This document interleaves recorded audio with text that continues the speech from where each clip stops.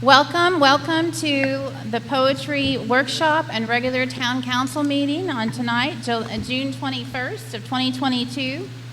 We welcome you and want you to feel heard, valued, and connected to your town and its council. We welcome diversity of opinion and want minority views as well as majority views to be heard. We also appreciate mutual respect despite opposing view. Anyone making slanderous or profane attacks will be asked to leave. And then also, if you veer too far from the agenda item, you can also be asked to sit down.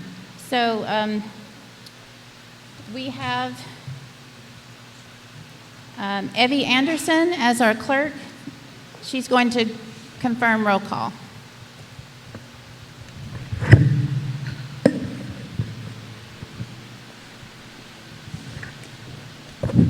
Councilman Mike Jaffe. Here. Councilman Brian Vinson. Here. Councilman Simeon White. Here. Councilman Terry Fowler. Here. Councilman Tom Anderson. Here. Mayor Tara Sankovic. Here. Okay, so quorum is confirmed. In place of Pastor Bryant, he was called away on an emergency urgent situation, so I've asked Councilmember Simeon White to say our pledge and in our invocation. Please rise.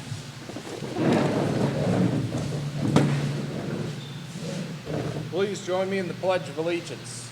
I pledge allegiance to the flag of the United States of America and to the republic for which it stands, one nation, under God, indivisible, with liberty and justice for all.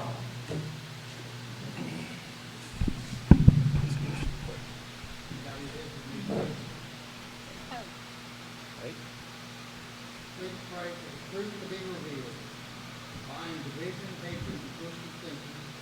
Please pray I will have God's Holy Spirit and grace in my lips. As always, may God's agenda go forth. And that's in the name of your Son, Jesus Christ. Amen. Amen.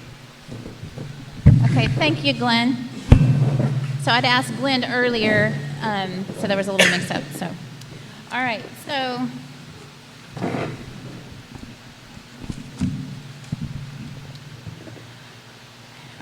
So, in a workshop of the town council, no town council action will be taken at the workshop meeting. Discussion is limited to the members of the town council only. At such time, an item is placed on the town council agenda, an opportunity for public comment will be provided. So it allows the council to kind of talk things over without a lot of interruption.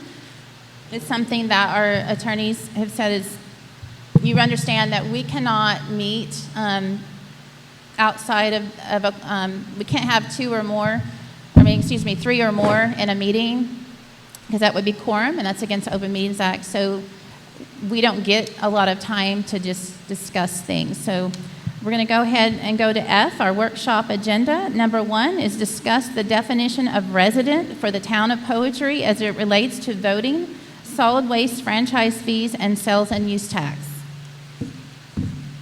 And I will say, I think we slotted Councilmember Simeon White and Councilmember Mike Jaffe to come up with some of this preliminary. Now, this only includes these. We're trying to define a rather cumbersome definition, so we're trying to divide and conquer that. Did you want to go ahead? Sure, I'll go ahead with it.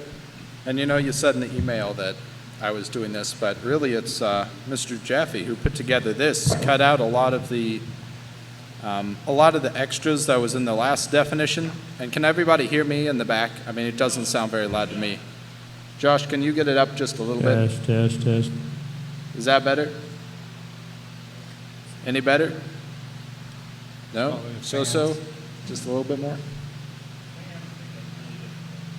Okay, understandable. It's a happy medium, really. It's hard to get. So we've just chopped down the definitions a bit. I'll just read it out loud so that everybody can hear what we're thinking. And it starts with the definition of resident in this document only applies to a person's ability to vote in the town of Poetry election. So it does not apply for franchise fees, doesn't apply for trash. It's only for voter. We want to get a good voter roll for everybody. Next section, and again, this is a really short document. It says a person shall be considered a resident of the town of Poetry for voting purposes if their domicile is situated on a piece of property that touches the town of Poetry town limits or on an adjacent tract of land that is managed by a single contiguous tract of land. So if your land is touching in any way the town proper, if you have some land in the town of Poetry, you can vote. Or if the tract of land you're on is contiguous to one that is touching. So some of us are living in Kaufman where they've divided up the tracts of land into two, and we want to make sure that people that their house that's on a tract of land that's not technically in Poetry because it was divided up, they can still vote. So if it's managed as one single property, we're counting it as one single property, you can still vote. And then at the bottom it just has a little disclaimer that says all state and federal election rules of law apply and may affect the Poetry residents' ability to vote. So, felons and the rest can't vote, but that's just a real concise way of doing it. And this is pretty much saying if you're affected, if you've got land that's in the town, if you could potentially be charged a property tax by future councils, we want to make sure you're represented here in Poetry. So the idea, as Simeon said when we created this, we decided to break the definition of a resident up because when it comes to trash collection or other things that future councils may do, the impact may vary based on what the fee is being used for. But for purposes of voting, my feeling, and I think Simeon was on the same page, we should err on the side of being inclusive, right? So if your property touches the town boundary in any way, shape, or form, and you consider that to be your domicile, your place of residence, you will be given an opportunity to vote. Now, you also have to do all of the other things necessary to vote. You can't be a convict. You have to register to vote. You have to show up at the polls and all that. It's not an automatic privilege because you touch the town of Poetry. But if we are having an election about something to do with the town of Poetry and you meet those criteria, going forward, you will be allowed to cast a vote to give your opinion. In addition to that, I agree with everything that they have said. The elections divisions, I've said this before here, but I want to repeat that for those who may not have heard it. The elections divisions of each county also use this definition with the addition of you can only have one primary voting domicile. So if you live primarily in Dallas 5 days a week and you live in Poetry 2 days a week, but you choose to vote only in Poetry, you could do that. So with the addition recognizing that you declare what is your primary resident place of voting. So that is how they determine that. So it's very similar to, from my understanding, it's very similar to what they've written here with that. So you have to be registered, like he was saying. You can't be a felon. You have to be over 18. So, and then with the addition, you can't have more than one voting residence. You can only vote in one place. Well, and I think to just further clarification of what Simeon said, for some people out here, not just Kaufman, but if you own a larger piece in Hunt, it's possible your land may be made up of a lot of parcels.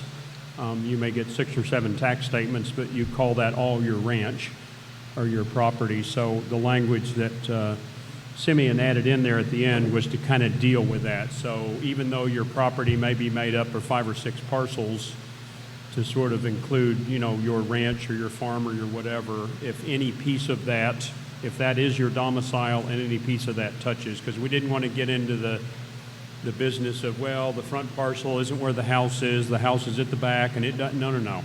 No, if you can sort of walk from your house to the road and you're always on property that you own or is, in your name, then you meet the criteria. Again, erring on the side of being inclusive, right? It's better to include somebody that's sort of right on the wire than to exclude somebody that wasn't. And I think I am hopeful, at least, that this will help with some of the concerns that we had in our prior 2 elections, where there was just a lot of confusion about, the map and this and that and everything else. So the elections division used something similar to this in the last 2 elections. So if there was an error, it was not based on their definition, it was something else. So be aware of that. If there was a problem, then you need to contact the election division for which county your home is in, and let them know. So. And I do have a question. On the end of it, and this is the way you described it, Simeon, but it isn't written exactly like this. But my suggestion would be the end of it where it says land that is managed as a single contiguous tract of land where any part touches the town of Poetry town limits, or something to that effect. Because I wasn't clear about that until you stated it. And then after you stated it, I said, well, probably we ought to put the words in. And I believe that's the way you stated it. I heard it tonight. And what did you say? It was Okay. You were reading and not talking into the mic. Okay, sorry. It's to make it absolutely clear what we're talking about is that if you look at the end of the sentence where it says, or on any adjacent tract of land that is managed as a single contiguous tract of land where any part touches the town of Poetry town limits. To make it absolutely clear, that's what we're saying. Okay. And I believe those are the words you actually used, Timian. Yes, that's what I was saying. I think that's some good clarity. I'd be in favor of adding that in. Okay. I have no concern with the word touches, and that sounds like you really want that. Okay. One second.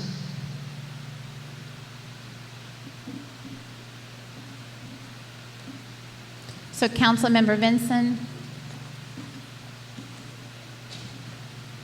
No. So what was your point? Yeah, I have a problem with the word touches around because as I read this, actually it's going to allow people who are not in the town limits, not subject to town ordinances, not subject to fees and potential taxes in the future to be part of stuff in the town representatives. I said I didn't have a chance to go over this much because it's being said, but just in a short period of time that I looked at it today, I identified one resident on my street who lives completely outside of the town limits, and they do not have property that is in the town limit, but their property touches a property that's in the town limit.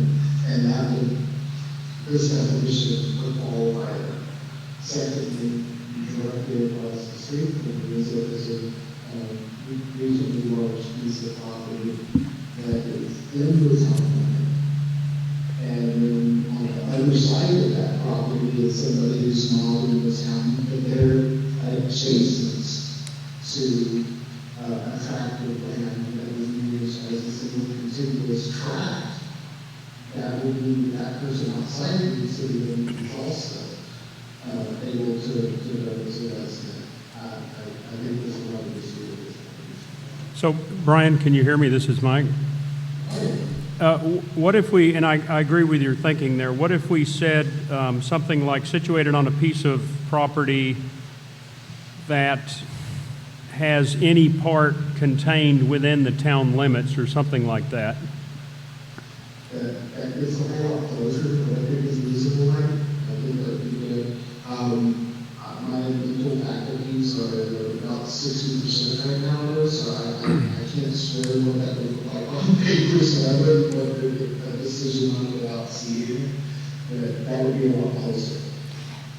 If we just simplified it and put the property that is in the town of Poetry town limits or an adjacent tract, I mean, if you just start with in, that's in the town of Poetry town limits or an adjacent tract of land, would that work? Yeah, he's right, because we don't want to run up and down 1565 and Right. then include a bunch of people that aren't. So I guess we Right. do need to say some portion of their land needs to, not just touch, he's right, it needs to be inside town. of. So if just the corner of your property were in the town, but most of it weren't, you would have the right to vote because some piece, even if Right. it's a small piece, is in the town. Right. So then with both of those edits, if it reads, "A person shall be considered a resident of the town of Poetry for voting purposes if their domicile is situated on a piece of property that is within the town of Poetry, town limits, or an adjacent tract of land that is managed as a single contiguous tract of land where any part of the property is within the town of Poetry." Would that square things up? That squares things up with, this definition, and again, I'm not 100% right now, but, with that, I'm looking back to my definition and the way I wrote my definition, the way I did, and the other portion of that is if you want to build like a development that part of the land is in Poetry and part of the land is not, we wouldn't get every house in that development ordinance. That's why I limited the ownership to if the residence is in the town, or pieces of the land within the town that were listening to by the same owner as a particular piece of land. I don't remember the exact verbiage, but that was the reason that I would do that. So I wanted to make sure that the land was owned as a contiguous piece and managed as a contiguous piece, and that we're not dividing it into I'm sorry.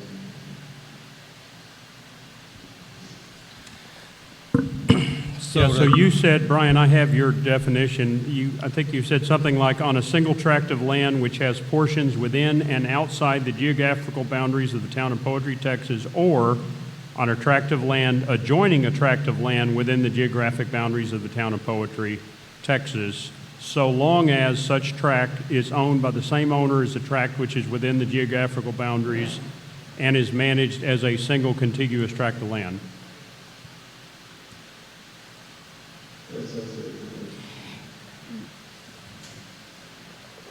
That's so long as, can you read that? Because I'm thinking that we could maybe add that on to this.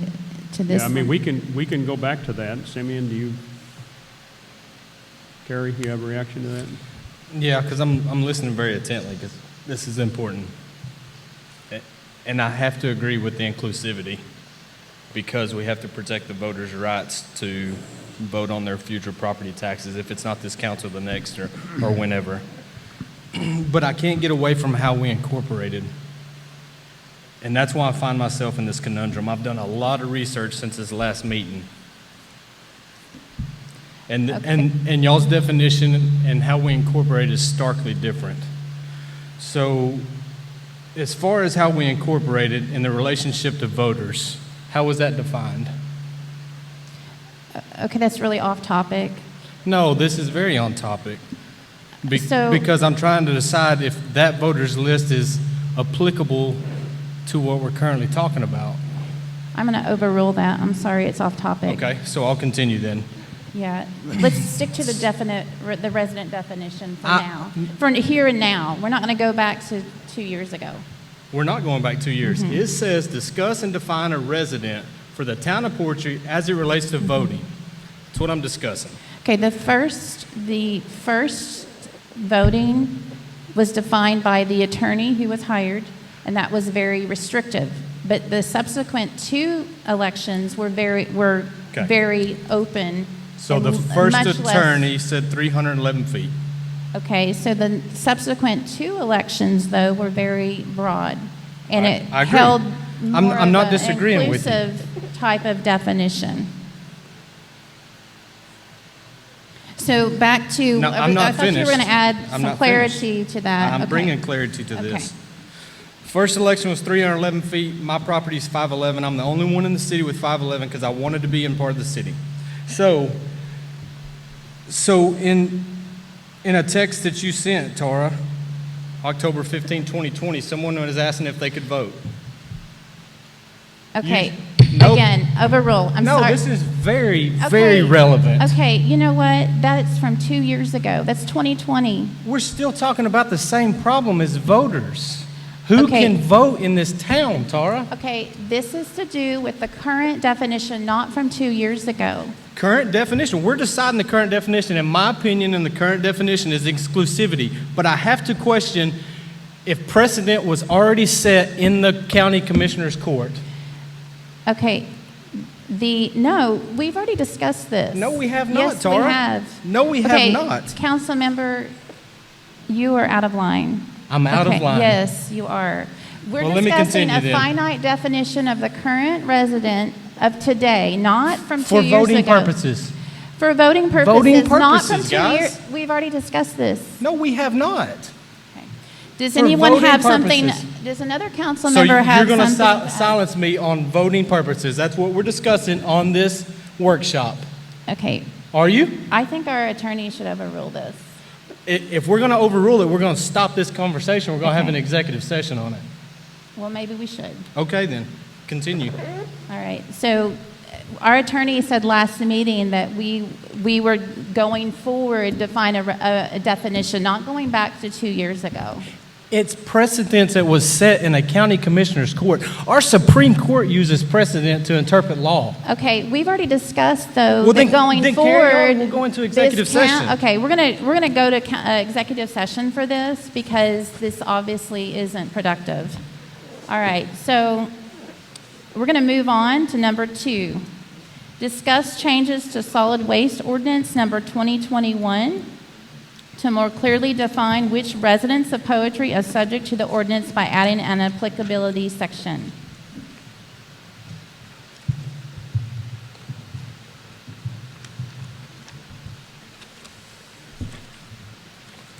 Okay, you want me to speak on that, Tara? Sure. Okay, so I took this one from the last meeting or the meeting before that. I've lost track of meetings, but basically you should have received an updated copy of the solid waste ordinance in your packet. And if you look, there is now a new section 4. It's on the second page, and I just titled it applicability. In other words, who does this apply to? And it simply reads, this ordinance, the solid waste ordinance, shall apply to any property that abuts any roadway within the town's incorporated boundaries where solid waste might be collected.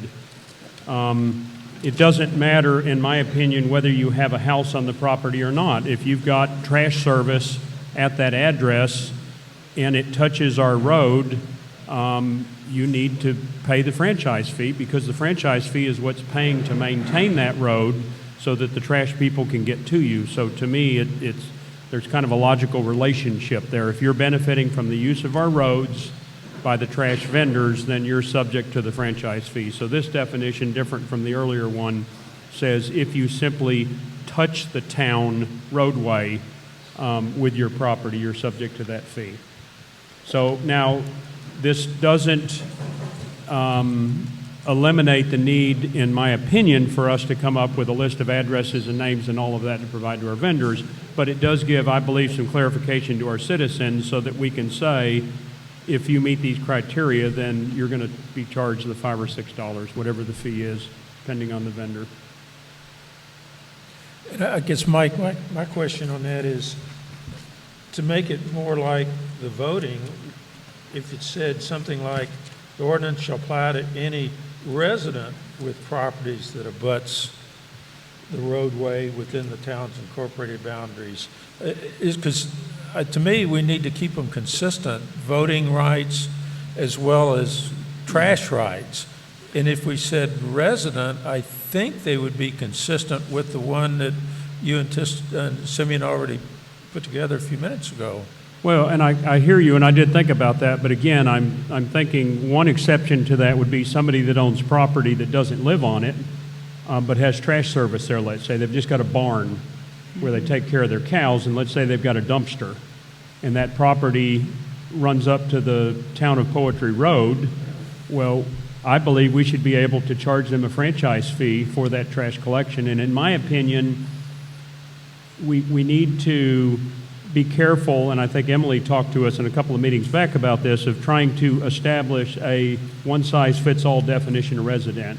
I believe, this is my personal opinion, when the Attorney General, or not the Attorney General, but the Comptroller comes back to us on our sales tax stuff eventually, they're going to give us their guidelines on who pays it and who doesn't. That's not going to be up to us. They're going to tell us if their orders are taken on that property or if they're building or whatever their criteria are going to be, and we're not going to have any liberty to discuss that. So I just sort of, in my mind at least, let go of the idea of having a universal definition of resident. In fact, in my definition, I put the word resident in quotes because it may or may not be the dictionary definition, but for the purposes of our voting, it's our definition. Yeah, and I understand. I guess my question is, somebody has to pay the trash collection. And if they're a resident of Garland or something and have the land, then they're going to be, the resident of Garland is going to be paying it, where, to my mind, it should be the resident of Poetry, the way we defined it here a few minutes ago. It has to be an individual or family that does it. That's why. And what about someone who rents? I'm sorry? What about someone who rents a home here? They would be a resident, I Well, believe. only if they've, well, are they or are they not? You guys had to cut out there for a second, but if I'm reading this correctly, you're attaching the applicability to the property rather than to the person who resides on the property. Correct? Yes, I think I agree with what you're saying. Because again, there are definitely properties in Poetry that people don't live on, that they have barns or little Right. offices or whatever, where they have trash collection, and I just want to make sure that those don't end up as loopholes because they're Right. using our roads just like everybody else, and Right. whether they live there or not, to me, is irrelevant. Well, and they might be building a home. Because your concern, Tom, What- and that way the property is responsible for the payment should they have a trash service. So, yeah, a Garland resident would still be paid even if they're not a resident of Poetry if they have service out here rather than their apartment. So in the case of someone building a home and they needed a large dumpster or roll-off for the purposes of building a home, they wouldn't be yet a resident, but it would be attached to their property. Well, on the property abutting, I agree with you for a little more clarification, but I have to ultimately agree with Mike on this because the property is, if we need to better define who on the property, that's fine, but it needs to say abutting property because if not, you're going to let every business out of this by saying resident. That's true. I get that. I guess I was just trying to think, how could we make it more consistent with the other definition? I think we have to keep them separate because of something like that.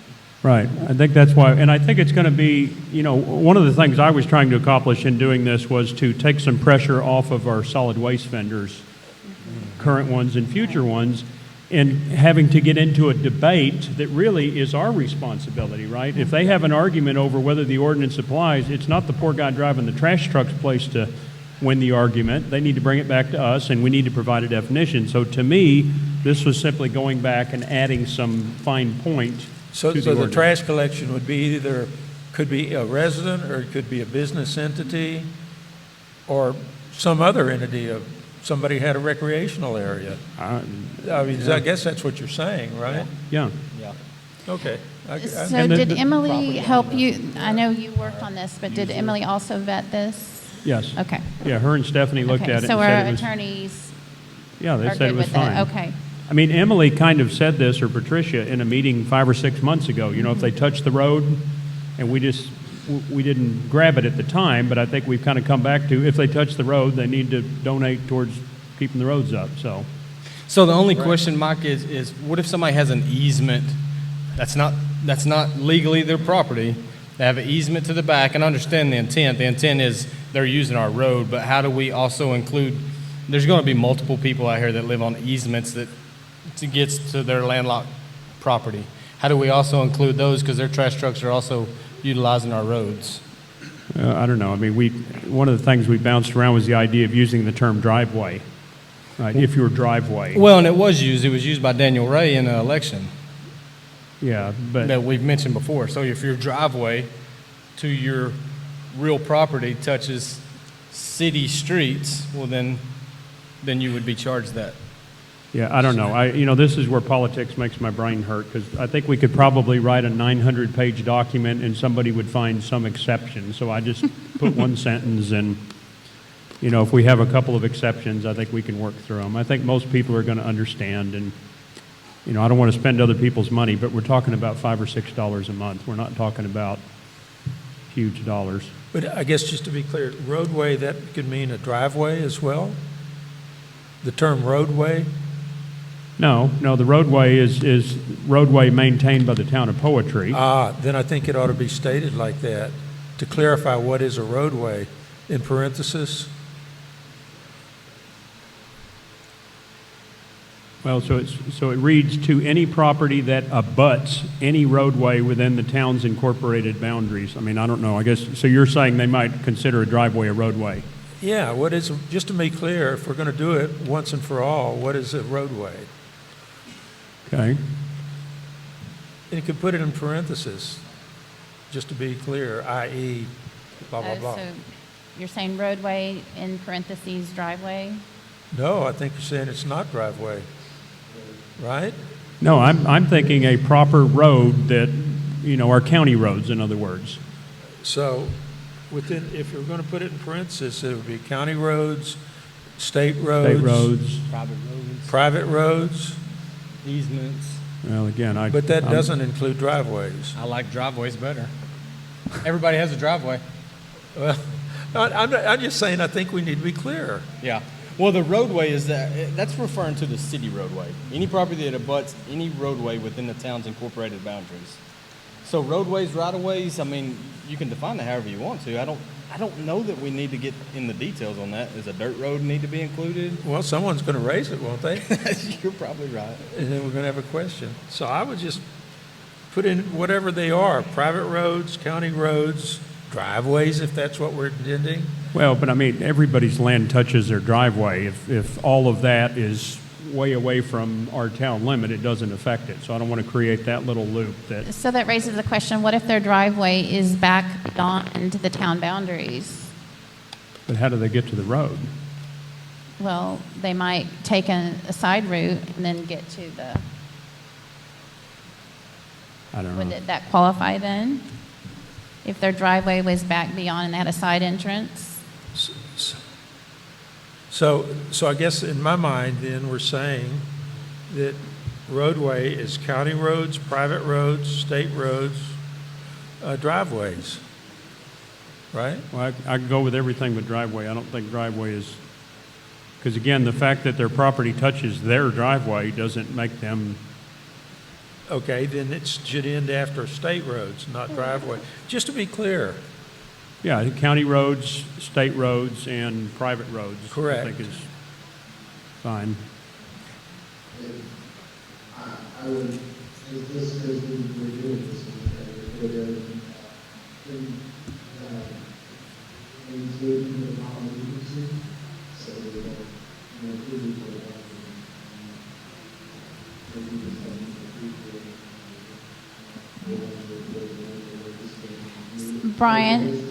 Brian, I can't hear you. I'm sure others can't. Can you repeat that, sir? Yeah. Can you hear me now? Is that Sort better? of. We got a lot of fans going, but I think, so are you suggesting, Brian, that after the word roadway, abuts any roadway, maybe comma, including but not limited to county roads, private roads, and state roads? Okay. Okay, so I'll capture that. Okay.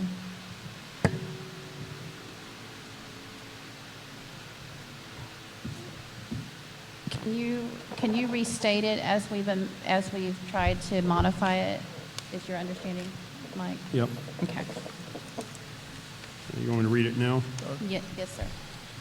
I think, Okay, so section 4 now would read applicability as the title. This ordinance shall apply to any property that abuts any roadway, comma, including but not limited to private roads, county roads, and state roads within the town's incorporated boundaries where solid waste might be collected.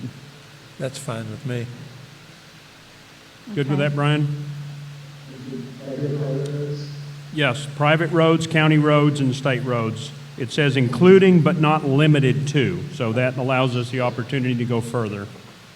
Yeah, do we include easements in there? I mean, you mentioned that earlier.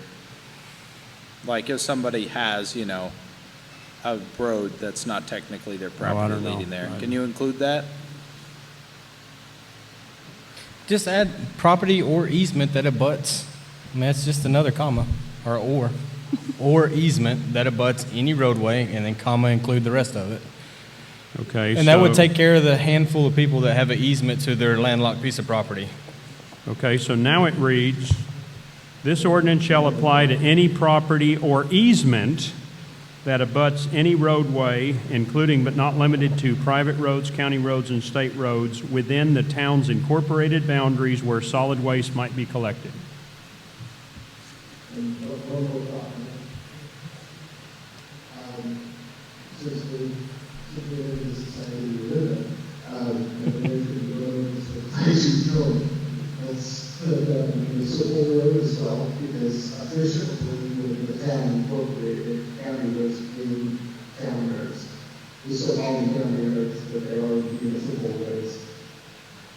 So, we should make sure that the roads of the town are the roads, recognized as Okay, so you want private roads, county roads, state roads, and town roads? That's what I'm doing.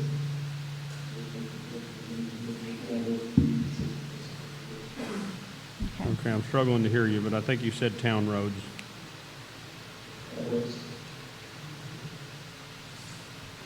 Okay, getting longer, gonna cost extra. All right. You want to go ahead and repeat that one more time? Okay. This ordinance shall apply to any property or easement that abuts any roadway, including but not limited to private roads, county roads, state roads, and town roads within the town's incorporated boundaries where solid waste might be collected. Okay. Okay, so that'll be up for consideration in the regular meeting? Yes. Sounds good. All right. Okay, Thank now you. I had I mirrored this, and I don't think it made it out in our packet, but I printed a copy, so I had it for the For the franchise agreement, and so let me look here quickly, but I would argue, yes. So in the franchise agreement, there's a section 4, talks about scope of operations, and at the end of the paragraph, I added, this agreement shall apply to any property that touches any roadway, blah, blah, blah. So the exact same language, so Okay. I would make the proposal, we take what we just developed and put it in Okay. here, and that way it also goes along with the franchise agreement. So again, the trash vendor can say, Hey, here it is. 2 for 1 there. you go. Like it. Sounds good. Okay. So does anyone else have any additional comments for that item? Number 3, he's basically saying we would duplicate that language for the franchise agreement. That's the agreement that each solid waste vendor signs, and so that we're clear on that. Any other comments? Okay. Okay, so number 4, discuss ways to reduce Town of Poetry legal fees. This afternoon, I received a notice from Andy Messer, a senior attorney, saying that that needs to go to executive session, possibly because we're at risk of disclosing attorney-client information. And so I think there's a few things that we can probably state, and that just basically you'll notice we don't have an attorney present, and we already voted earlier in the year that in order to save their fees. The bulk of the fees are from attending a 5-hour meeting, and it's an hour drive here and an hour drive back. So you're looking at 7 hours attorney's fees for one meeting, and that is really quite a bit of our budget for attorney's fees. So like for tonight, when we go back to executive session, we'll call the attorney, and then we only have to pay for that particular time. The other thing that Emily mentioned was instead of a lot of emails, we have one scheduled meeting a month, but she wanted to break it up into 2. So we have like maybe a 30-minute meeting twice a month instead of like just shooting emails back and forth. And so that was another suggestion she had. But as far as fees and all that, we can't talk about that in open session, apparently. So.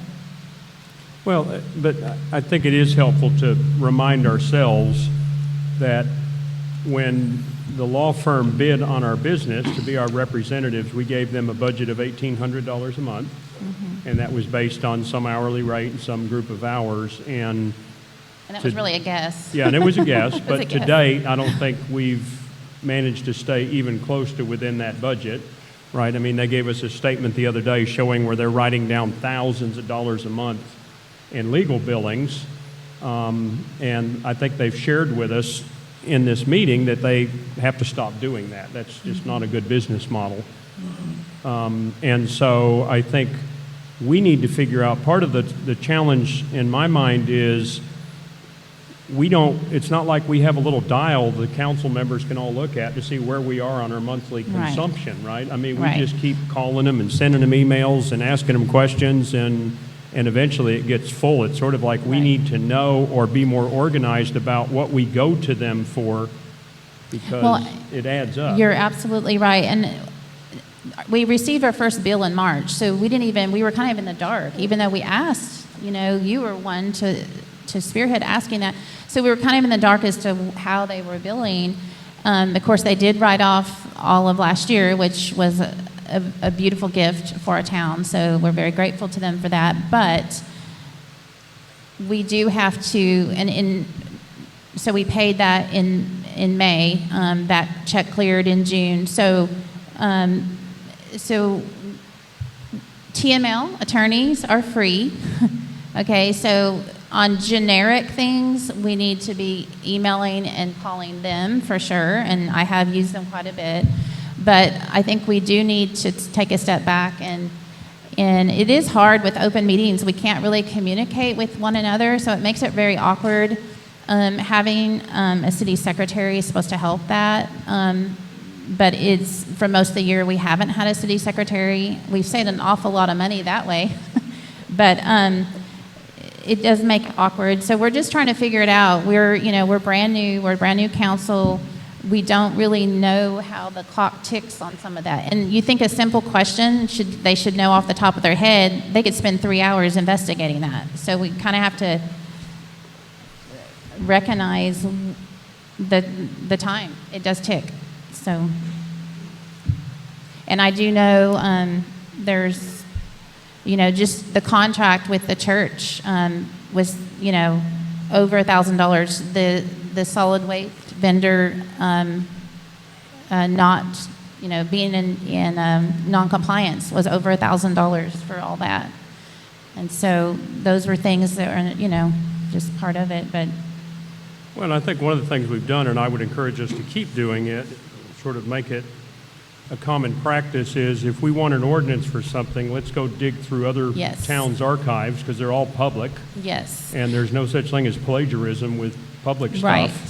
And just grab theirs, which is what we've done with some of our stuff. Right. Change the names, get our Right. lawyers to scrub it, and Right. we've got an ordinance for, a quarter-hour legal fee exactly. versus them doing it ground up, And- like we did with the easement thing, and it's completely wrong, and I'm not bashing them. They didn't know what we were looking for, right? Right, and I think the younger attorneys are very eager to help, but the flip side of that is we're paying for that. Yeah. And so we need to, like you said, not reinvent the wheel. We have tried to pull from other, but we just, and of course, having a secretary should help with all that too. Anyway, any other things that you guys, but just, Well, I guess I would say, I would add, having worked a lot with lawyers, there's nothing wrong with, if they're going to work on an ordinance or whatever, is to have them tell us what do they think it's going to take to do that up front, and then we okay it. maybe on every email, we say, okay, how much time do you think this will take? Well, the emails Yeah. are included in a job. A job is, if it's an ordinance, there's going to be emails. And there's going to be back and forth. And so look, lawyers, they make their money on billings. And and if they have an open checkbook, they're going to run up the checks. That's just the nature of them. And I've worked with a lot of them. That's what they will do. So if you give them, if they know they've got an open checkbook, you better believe a lawyer's going to run up the bill.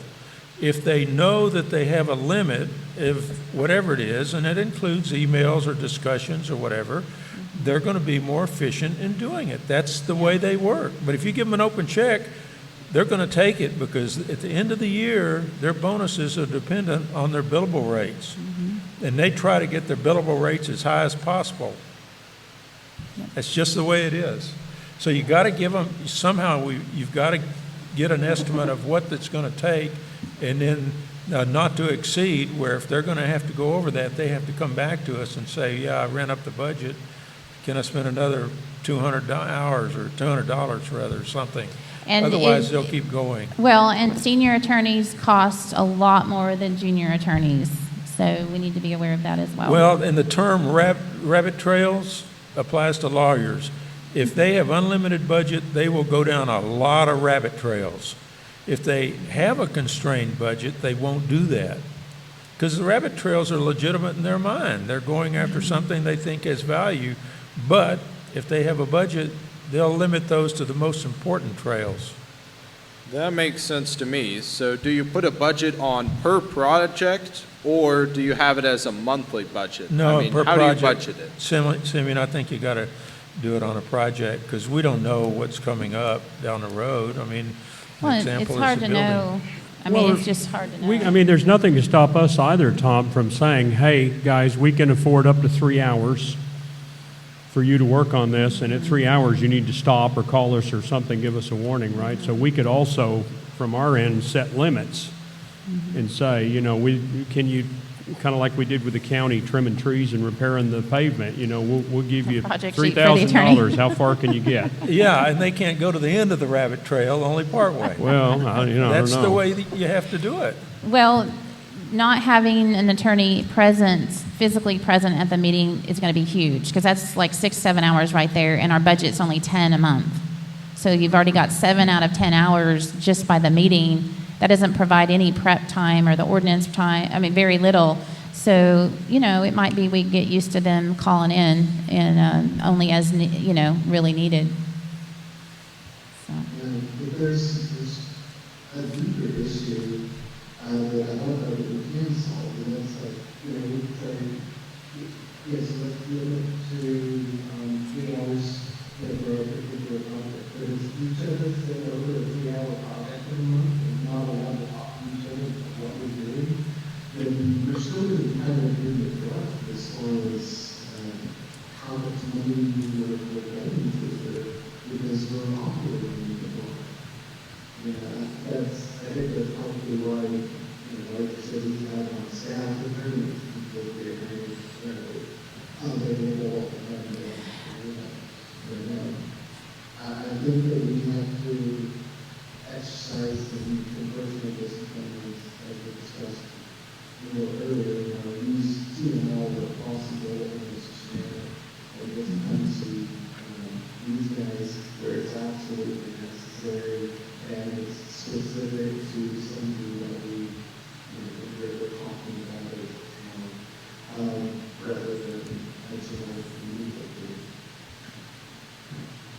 I don't know exactly what Andy was talking about with the privilege thing, so I don't want to breach anything there, but just looking over the statement they gave us at the last meeting for 4 months, if I look at the entries where they prepared, drove here, drove home, and sat in the meeting, they're pretty significant. Well, yeah, it's 6, 7, 8. I mean, yeah, it's the bulk It's- of our budget is Yeah, going it's for them. like our budget for the month, for them to come to the meeting, Right. and it looks Right. important, so. If they, if we can just dial in and call in, that's going to be huge savings. And that's, again, we were over budget, so that's why we just said, look, we're going to not have you here at the meeting tonight. We'll just dial in and for the executive meeting.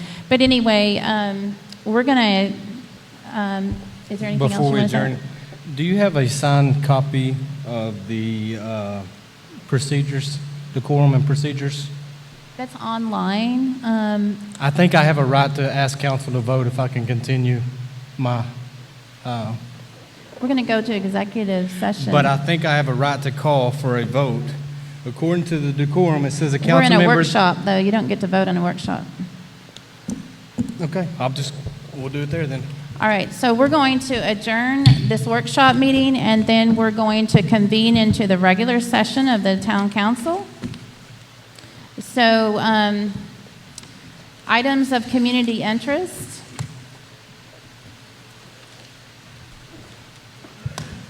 All right, so,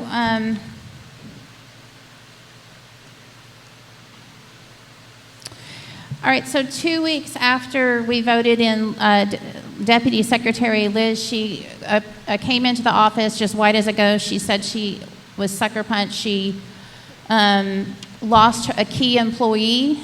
So she then, I guess, on Monday, June 13th, sent me this text message. It says, "I'm so sorry. I'm extremely slammed at work and dealing with trouble at all angles. I know you need the minutes immediately. I will send you everything I have this evening. You have my word. I'm sorry. My job is really just taken over. I wanted to volunteer and help, and I feel horrible leaving you with everything, but I'm definitely not a good fit to help, and I'm so sorry. When I first took this on, I had only me to worry about, and now I have a team of 5 and an office opening up that I have been made the manager of, and it is clearly not just a volunteer position. This is something that needs a lot of time and energy to dedicate towards learning and getting things done and being able to manage a lot of balls in the air. I hate ever having to quit something or fail at something, but I am maxed out at my job right now, and I just can't do it. I'm so sorry, Tora. I send you everything." So then we just basically texted. She wasn't able to get the minutes because they were in shorthand, but we did have a volunteer. Sherry Vinson was able to do the minutes, at least 2 of them. So thank you, Sherry, for stepping up on that. And but we're it's on good terms. She feels really badly, but she's just overwhelmed. The job market right now is really difficult for a lot of folks. I know we're down a couple people. So a part-time, I've got teenagers wanting $17 an hour. So a $15 an hour job is just real hard right now. So. Well, and just a statement on that, Tara, for folks in the audience. For me as a council member, the secretary position is like mission critical because we're not allowed to talk to each other except in these meetings, which is why we're having this run-on conversation, because we can only have it when we're sitting in front of you because of the Open Meetings Act. So the secretary, though, has the unique ability to communicate with all of us at once. Right? So she can say, "Hey, here's what's on the agenda so far, guys. Anybody want to add anything?" Tara's not allowed to do that. We're not allowed to do that. So just kind of a little note here, the absence of a secretary for me at least, and I suspect it affects the other guys and Tara the same way, is kind of like a big deal. It's kind of like we're missing our transmission and we're not really moving real well. So it's I don't know how we overcome this. It seems to be a little bit of a lightning rod thing for us, but we need to figure it out. Well, Teresa, the primary secretary, is waiting on her doctor to release her. She said August, so that's 6 weeks away. So I am grateful to Evie for stepping in as clerk. We had a volunteer today make packets today, so we're saving lots of money. but it is mission critical. It is very key. The city secretary position is a key role. So, you know, I just hope that Teresa is able to get released, and she's very excited. She's been, you know, I've seen her a couple times, and she's looking good, but she just hasn't been released to work, even type, by her doctor. So, but she's extremely talented and skilled at all kinds of things. So she was a good fit. It's just, sadly, has some real medical issues right now. Okay, reports. K, receive reports and discuss the following. Financial report from May 2022. So, beginning bank balance is $4,963.27.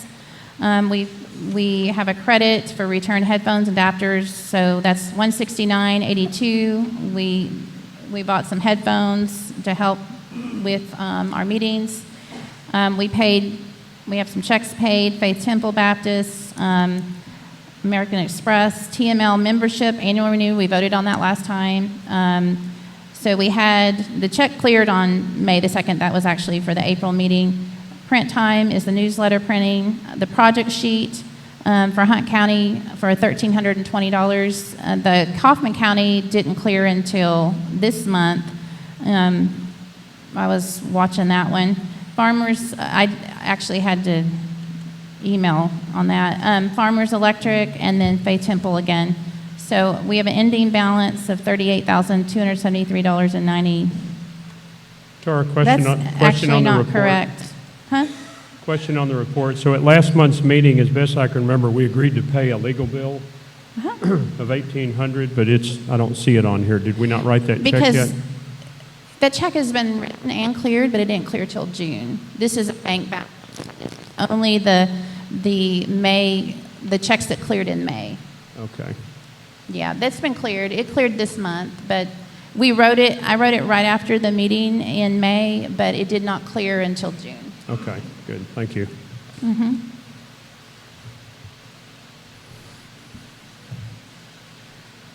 Okay, planning and zoning report, Catherine Hartwig.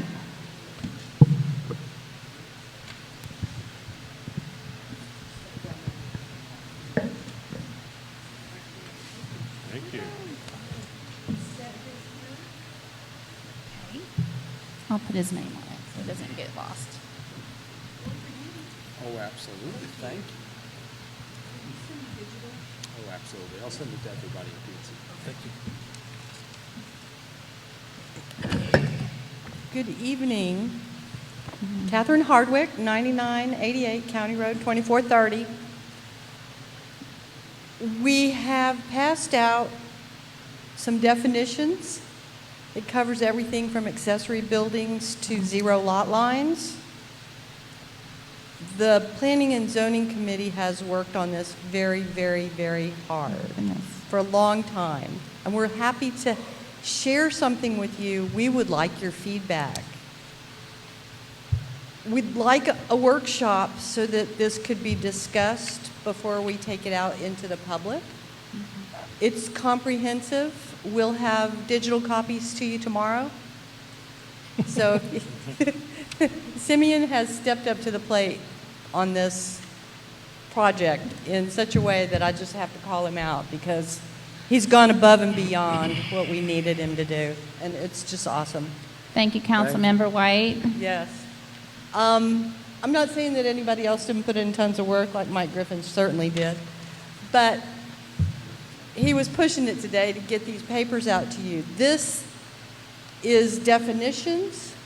It's all of the different things that we thought needed to be covered based on what we saw in other people's planning and zoning documents. We started out with Caddo Mills document, and then we slashed and burned. Because what I really want to reiterate this, and I know I've said it before, it's very hard to use. The state of Texas has given us city rules to use to try and stay rural. There's no special rules out there that says these are the rules to keep it country. We're having to work within the limited system that's available to us legally in the state of Texas to achieve something that most of the towns in this state don't care about. They want revenue, they want development, they want more people to come in. Counties are looking for tax revenue too, so they don't have our back as far as keeping it rural, because they get more money with those subdivisions coming in than they would if we kept it with a field with cows in it, the way I like them. So I want y'all to consider that when you're looking at all of these, that these are things that we felt needed to be defined, listed, and excluded.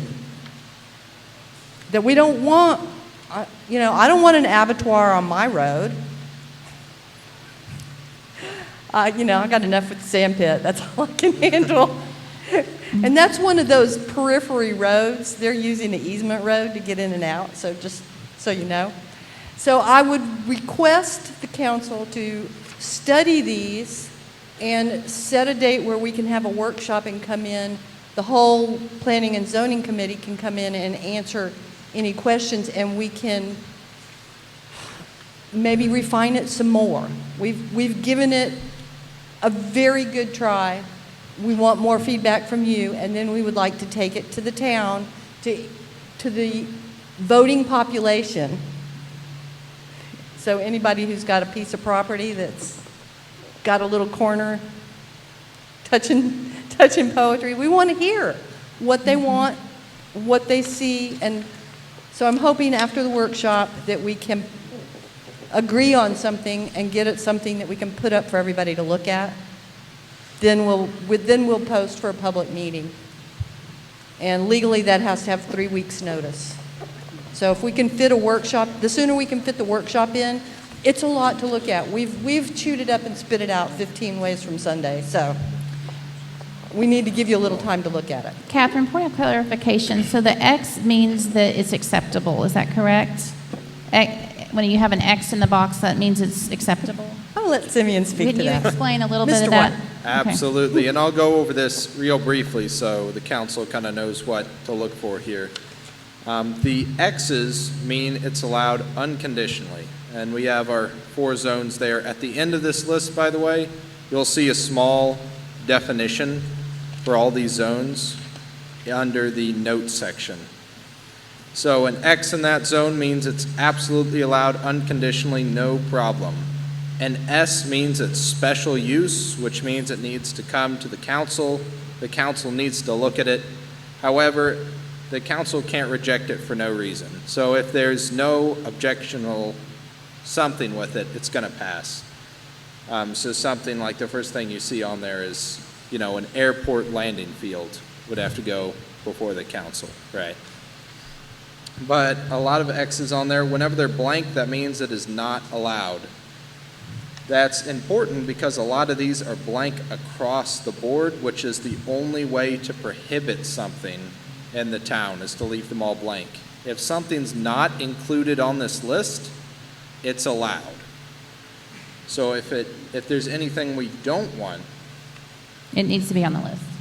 it needs to be on the list and it needs to be blank. So if anybody thinks of something else that they wouldn't want their neighbor doing, then let me know. And let me also say it's your future neighbor. Everything we do with P&Z, just to give people kind of an overview, isn't going to affect you and your land. No matter what you're doing on your land, if you've got a nuclear waste facility, there's nothing P&Z can do about it. And we also can't solve any of the current problems if y'all have any. So sorry about that. But that's just for future neighbors. If somebody buys the property next to you, this is the rules they're going to have to abide by. So I don't see nuclear waste on here. That's true. I mean, technically. And I'm guessing, Simeon, things like multifamily resident, that's pointing at apartments, not like a big house that has several generations living in it. Correct. Right. And So that's the definitions, Mike, and that's what we've been working so hard on. So That's you'll- fine. I was just scanning the list. That just- Yeah, and you'll see some of those that we've struggled with, but that's truly what the definition means. So if you find one that doesn't meet necessarily, or you don't think it meets the intent, that's what we're going to change is the definition. Well, I think to Catherine's point, I mean, in Rockwall, some of these terms mean one thing. Out here, they mean something different. I mean, there's people out here that have several generations of family living on the same piece of land. And that's why these have to go hand in hand. Right. Right. 'cause And we that's, had- I think, why we have the definitions too, because it would vary, you're right, it would vary. So they've worked hard on these, I think, as well. Very, very hard on the definitions. And just like y'all are working on the definition of who can vote, who pays franchise tax on trash, look at these definitions. If you see a loophole that you don't like, bring it to our attention. It's monumental, this task. And we made it even harder because we're not trying to draw in development. We're not trying to draw in big business. We don't want Walmart showing up. And so we're using tools, and I hate to use the Z word, but we're using tools that were designed for cities, and we're trying to use them to stay country. So bear with us and understand the challenge there, because we're not trying to make this into a town, a city. That's not what we want to do. We're okay with horses in town, we just don't want the big, like Walmarts coming in. Right, more Yeah. horses, less neon. How's that? Okay, so Catherine and committee members, thank you so much. They have just worked tirelessly. We're so grateful to you. Thank you so much. So Councilmember White and Fowler have been a part of that, and then they've had 7 additional members who have just been mostly every week meeting to do that. I'm totally impressed by the dedication of the men who have chosen to serve on this committee with me. Above and beyond, calling in from out-of-town work trips, showing up, doing their definitions, making sure that we've got this all covered. It's been a big effort, and the beauty of it is that we all have the same goal of trying to protect the rurality of our community. And I'm all for including as many people into that as want to be in the discussion. And it's so your work is very key, and growth is inevitable, but your work is key in managing that growth well. So thank you for your work. Yeah, thank you, Catherine. Thank you.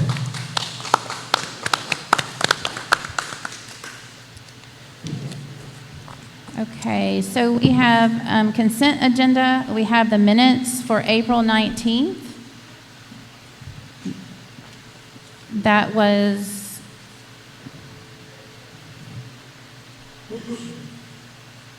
so we've got 5 pages there.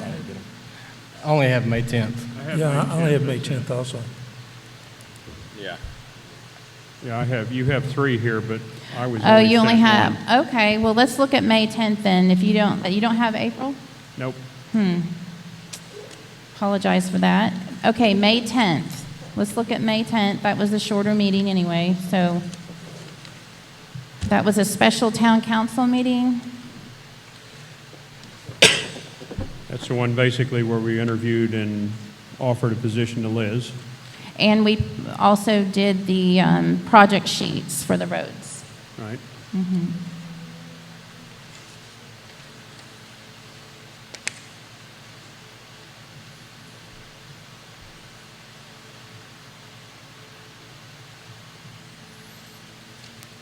Make a motion, we accept the minutes for the meeting of May 10th.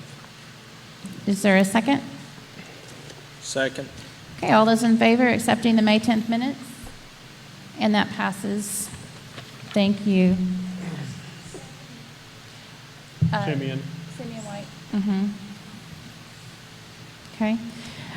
We don't have the May 17th. We do have the April 19th, but apparently the council members, and it's longer, they haven't had a chance to read that. If we're able to get that from the packets, we could look at that later. We can approve that later. So moving on to the executive session. In accordance with the Texas Government Code Section 551.001, the Town Council will recess into executive session, a closed meeting, to discuss the following: Texas Government Code, Section 551071, consultation with attorney. A government body may not conduct a private consultation with its attorney except when the government body seeks the advice of the attorney about pending or contemplated litigation or settlement offer or a matter in which the duty of the attorney to the government body under the Texas Rules of Disciplinary Rules of Professional Conduct of the State Board of Texas clearly conflicts with this chapter. Residency, a letter received from the solid waste vendors, and B, Texas Government Code Section 551072, deliberation regarding real property. A government body may conduct a closed meeting to deliberate the purchase, exchange, lease, or value or real property if deliberation in an open meeting would have a detrimental effect on the position of the governmental body in negotiations with the third person. The town hall site location. So the time is 7:40. We're going to go back into executive session. You can hang out and. Okay. Attention, we're going to reconvene our regular town council meeting. So I'm going to recuse myself from this next discussion, and I believe Mayor Pro Tem is going to lead. I think you need to say you have a conflict of interest. Say As why. because of, there's a conflict of interest. I guess the issue, and we can't give anything specific right now because it's being worked on, but the issue is, what are we going to do about the town hall? And we've looked at, there's several places that have been considered, and either we can't afford them or we were rejected, but it's finally come down to really only one real option, and that's that both Kevin and Tara have agreed to give up an acre of their land on County Road 323 to put the city hall there. And at this point, there's some legal work that has to be done and various things that has to happen, but we wanted to let everybody know that's really what we're down to, but we're not ready to present it to the citizens yet because we've got to get some documents from the lawyers, which they need to know that we're looking at that, so they provide the documents. Then at some point we'll be able to come back and talk about what the details are, which are still up in the air a little bit. But we wanted everybody to know that's what we're looking at right now. And it's a very generous offer that Kevin and Tara made, and I really appreciate it because we're at this point now. And I can't go over the details yet because of, again, the lawyers, till we get that settled. But that's what we're looking at, moving, picking up the town hall, which is over at Campground Cemetery, the building in the annex, not the sanctuary, moving it over to on County Road 323 and putting it on a plot of land there. And then the legal details and all are still being resolved. And that all will be presented, but we just can't do it at this meeting. We just wanted everybody to know that's one of the items we discussed in the executive session, and that's where we are. And by the way, Tara, because it does involve Tara, the lawyer said she cannot be part of the negotiations or discussions other than their role as the former owners or former owners of that part of the property. So as a result, she can't discuss it in the meeting. The lawyer said that I'm the one that needs to be leading the discussion in the meeting. But right now, that's about all we can really say because there's a lot more left to do. But as things develop, we'll tell you. And we do have a clock ticking because we are about halfway through our 120-day period that we were given by Campground Cemetery. So we want to be able to get some decisions and then get it back to the community and say, this is what we're looking at, this is some of the details that we can produce. And that will happen, but Tara can't be the one presenting it. It has to be myself or one of the other councilmen. Anyway, appreciate your consideration, and I appreciate what Kevin and Tara have offered. It is a very good thing for the city. In fact, it's the only thing right now.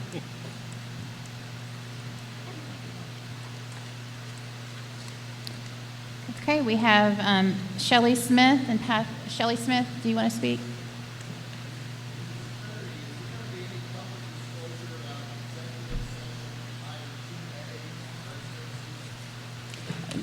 I believe we'll be addressing that on number, I think at the end, we'll be addressing that on number 13. I think so, 13 and 14. Is 4 and 13 kind of Oh, okay. synonymous? So that has, well, so we do have an item number 4 that we'll be discussing some of that as well.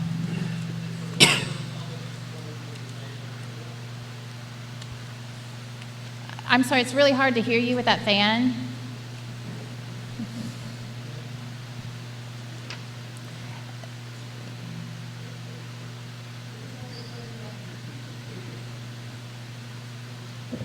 Okay, hello?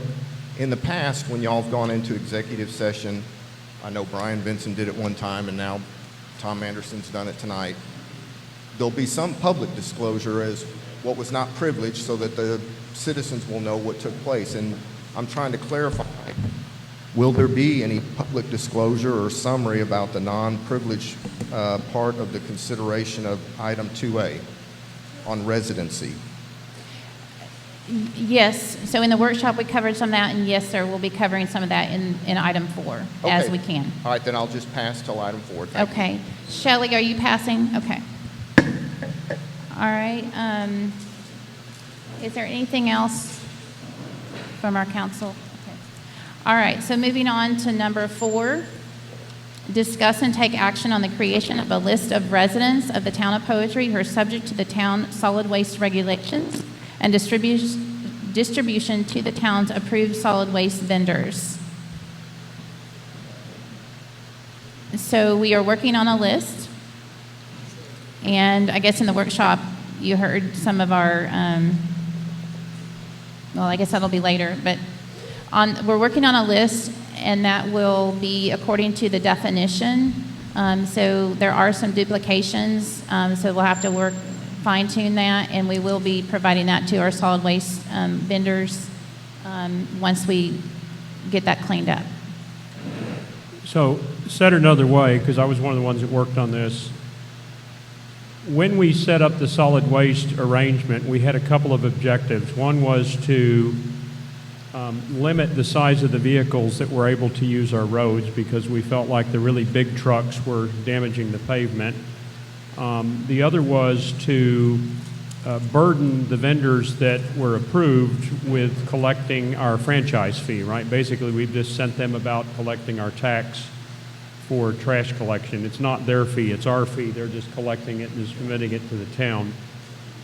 I think what happened, and this would have happened if we'd done an exclusive agreement, by the way, not just because we broke it into anybody can play that met the rules, was it wasn't clear, because all they had to work from was our map, who that waste agreement applied to, right? When you drive up and down our roads, we're not like a city that has a big square boundary. I mean, we're like this little stick figure city, and so it put them in a difficult spot. And I know Tara and Dorothy and others have tried to work kind of one-on-one with them. I think that, yeah, Mrs. Johnson is in, or Mr. Smith is out, or Mr. whatever, but it just keeps coming back to, okay, we're still not clear on who we're supposed to be charging the fee and who we're supposed to be picking up.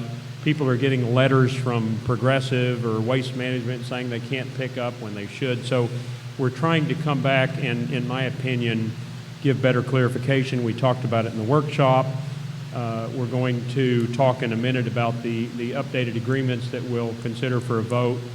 But I think part and parcel of that, to your question also, Patrick, was we are going to give them a list, which is something they've been asking for a long time. It's something that other cities they do business with provide them routinely. We're going to provide them with it. We're not sharing any private information of yours or mine. This is all public information. As you know, you can go to the Appraisal District website, and I can pull up everything about the land you own anywhere in that county. I can get your phone number, your address, I mean, I can gather, it's all public information. We're not sharing anything that they wouldn't get somewhere else. But it really helps them because when they're driving up and down the roads, they can say, these are all people that I could do business with and that I need to be charging the fee to. Because that benefits us because it's more people they're collecting the $5 or $6 from that we can use to repair our roads. The only thing I'd like to add is you brought up a good point, but maybe we take the names off of it, period, because the names may change. It needs to be a property address. Well, address, whatever. I'm Yeah, I fine. mean, we might add property addresses, but typically you don't take them away, so we can just exclude the names and go with the address list. And that's fair. Well, that sounds good, but when I look at the list that they provide, a lot of them just have the names. They don't have addresses? Well, They have to it mail their depends on which statements. vendor you're talking about.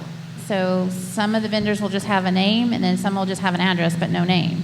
I would think they'd have to mail them. So it gets very confusing for this end of things. Well, again, in either case, I would argue you're not getting anything. I mean, I can go to the internet tonight and pay a marketing company to give me the name and address and phone number of every person that lives in this town and your voting preferences and everything else. I mean, it's all public information. No, I get it, but if I say Tom Jones is on this list at this address and Tom Jones leaves Well, but and they'll still lives have that. outside of this city, but they're still collecting Tom Jones, it has to be a tie. Our number 13 that we're going to discuss is property that or easements that abut the town. So stick with that. Stick with the property or the easement address that abuts the town and not a person's name. To speak to that too, I mean, people pass away, people move, so the list is going to be have to be updated continually. Yeah, somebody splits a So parcel I don't know and they who's get going new to do address. that. You would add that address. Especially without a secretary, I don't know how that's going to happen. Well, let's start with a list with names and addresses. So it's going to be a very imperfect list. We'll have to date it and say, okay, at this date, this is correct as far as we know. But Let's put a super period, let's start with the list of addresses. Now, just as we're moving forward with the corporate board, I have to go through training sessions over here about privacy, et cetera, et cetera. And then you can get the information relatively easily, but if you provide somebody's name to somebody's address, that is personally identifiable information, and there are federal laws against sharing it. Beyond what the person allows you to share it for, and we so far have not had anybody found on the list of those what we share information for. So I would have to suggest that we release the addresses to the companies that are in town. okay, so we have some residents who signed up to speak to this. Chad West. Okay. Kinsey. Okay. Shelley Smith. Patrick. Okay. All right. So do we have a motion on this? We want to move along if possible. I mean, do we need a motion? I think we need to see a list. Well, We don't have to have a motion to create a list, do we? Well, Well, no, but in we order need to- we need to get a commitment because we've been talking about this for a long time. So Tara, you either need to give us the full thing and we'll clean it, or you clean it. But let's pick a date by which we'll have this list, because Tom's going to give the good news to the trash vendors about Soon. when they're going to get it. But we need to make sure we know when that is. I mean, what I could do, I have a preliminary list. I could give it to each of you, and then, or Can you give maybe us a couple of you. Can you give us a soft copy? I have wanna an I'm Excel not typing it spreadsheet. in. I have an Excel spreadsheet that might work. Well, this is Excel spreadsheet. I mean, I cleaned it up quite a bit already. Well, send it to us digitally. I'll review it. So Fowler, I'll send it to two of you. Yeah, I would just like the list like it is. I don't need it clean. Huh. Well, Okay, the deal with the list, though, it has to be vetted. We can't just assume it. So we have to check. No. So those on with here, we CAD have the drawings. legal acreage, the address line, the city, the state, the zip. Now, Kaufman County's list was a little bit different than Hunt County's. Hunt County had more of the legal description. But yeah, so, okay, so you want some. So let's have two of us work together on cleaning up the list, our best shot. We'll let Emily look at it briefly, our paralegal or whatever, and just make sure, to Brian's point, we're not violating any privacy laws. And then once we're clear on that, we'll give them the list, which we will believe to be accurate on that date. Yeah, with the next best day, understanding, it's- we're doing the best we can. Yeah. Right? I mean, I think, I can safely clean up, I know someone who passed away on here, and I'll have to, That's fine, but Anyway. so I will be one to work on it. Who else? Terry? I'll do it. Okay, so Terry and I, so if you'll send us soft copies, please, because I'm not typing all that back in. Will that work all right, though? I mean, if Mr. Tom's gonna give it to the vendors, isn't that Well, three he's of gonna y'all give, working he's on the gonna give the same? finished product. And what I'll do is give him something with a date on it, so that as time goes on, if things change, and it will, then we'll have a new date, but we need something that is effective on a Right. specific date, and all four vendors will get that. That's all right, as long as he doesn't edit or discuss it with y'all at any point, then it's fine. If number 13 passes, and we'll talk about it later, we could go ahead and ask those vendors to re-sign the deal and do the best that they can while we're working on this living document. Right. There's no reason that they can't start collecting the franchise fees that we're asking them to do. We're just going to offer a list for clarification That's with the correct. understanding it's a living document. Yeah, to me, the list is belt and suspenders. I mean, it's just kind of a backup. So Terry, you and I will receive the list from Tara, soft copy in the next 24 hours or so. Does soft We'll copy start- mean digital? I need digital. Huh? I need an I can Excel. send you digital, and then I Yeah. can give you this one. Okay. Yeah, and then we'll work on it, and we'll get Emily to review it to make sure it's got the right columns and all that. We're not Okay. disclosing anything, to Brian's point, and then once it's all approved, then we'll present it to the trash vendors. So will we need to come approve that list here? I'm not sure. Well, I we mean, can. it's a living document, so I think it will change, but I think right now, we probably need a motion to just create this list with Councilmember Jaffe and Councilmember Fowler editing that with a date, with the properties, and then getting approval, legal approval, and then submitting that. I make a motion, Wait. sorry, go ahead. And we can open this up for discussion. This is a thought. Can we table number 14 till after number 13 to make sure it passes? Because if not, this is irrelevant. Table number 4. Maybe open up for discussion now, but after that, we can table number 4, place it at the end of the meeting until we vote that we're going to do number 13. If not, it's irrelevant. Well, I mean, a list is separate from the applicability section to the ordinance. Well, not really. We're saying who's applicable to that franchise fee. Well, we already had the language, so the list is that, well, okay. I mean, I'll second it. All right, so, okay, we can go ahead and move that. Okay, so you want to make that motion, You want to Terry? go ahead and make that motion? Well, do we want to open up number 4 for discussion, or do we want to table it to the end of the meeting? All right, let's, Put it at I the think end I of the can go meeting, ahead get and it all move together. that. We'll Okay, I'll- table number 4 to the end of the meeting. at I'll move to table after number 4 to the end of the meeting. Yeah. Second. All right, all in favor? All right, we're going to move number 4 to make it number 15. All right, number 5, discuss Kaufman County Thoroughfare Committee findings and take possible action if necessary. Okay, so last meeting, meeting before last, we were aware that Kaufman County Thoroughfare, Kaufman County had hired Freese and Nichols, a thoroughfare planning agency. They do a lot of work for a lot of different counties, and it was, so we were invited, so Simi and I attended the meeting, and we were concerned about some of the things that they were doing in our area, and so we formed a committee, and that committee met, and then the takeaway from that was that, yes, they solidified it end of June, but they're going to revisit it in 3 years unless there's a lot of activity building-wise. And so I think we have Councilmember Anderson's, do you want to go ahead and read, Tom, your statement there? He Well, kind of put it in written form. In the interest of time, I'll just summarize it, because we Okay. don't want to be here at 11:30 again. Yeah, that's a good Right. idea. Yeah, Okay. but anyway, I had a discussion with Brian Crooks, who's the guy doing the planning work for Freese and Nichols for Kaufman County, and by the way, he also does it for Hunt County too. but this issue was really only Kaufman County. And then also had a discussion in May with Garrett Moore, who's a Kaufman County engineer, who's really over the planning process and kind of driving it. And anyway, both of them were consistent in what they told me. And basically, the thoroughfare is set up to relieve traffic coming around Kemp, Texas, up towards Highway 34. And it will be built sometime well into the future, more than 10 years away. And it will be either 2 lanes or 4 lanes, and that's to be determined. And it will be coming up from around Kemp on 175 to Highway 34, somewhere between Terrell and Quinlan.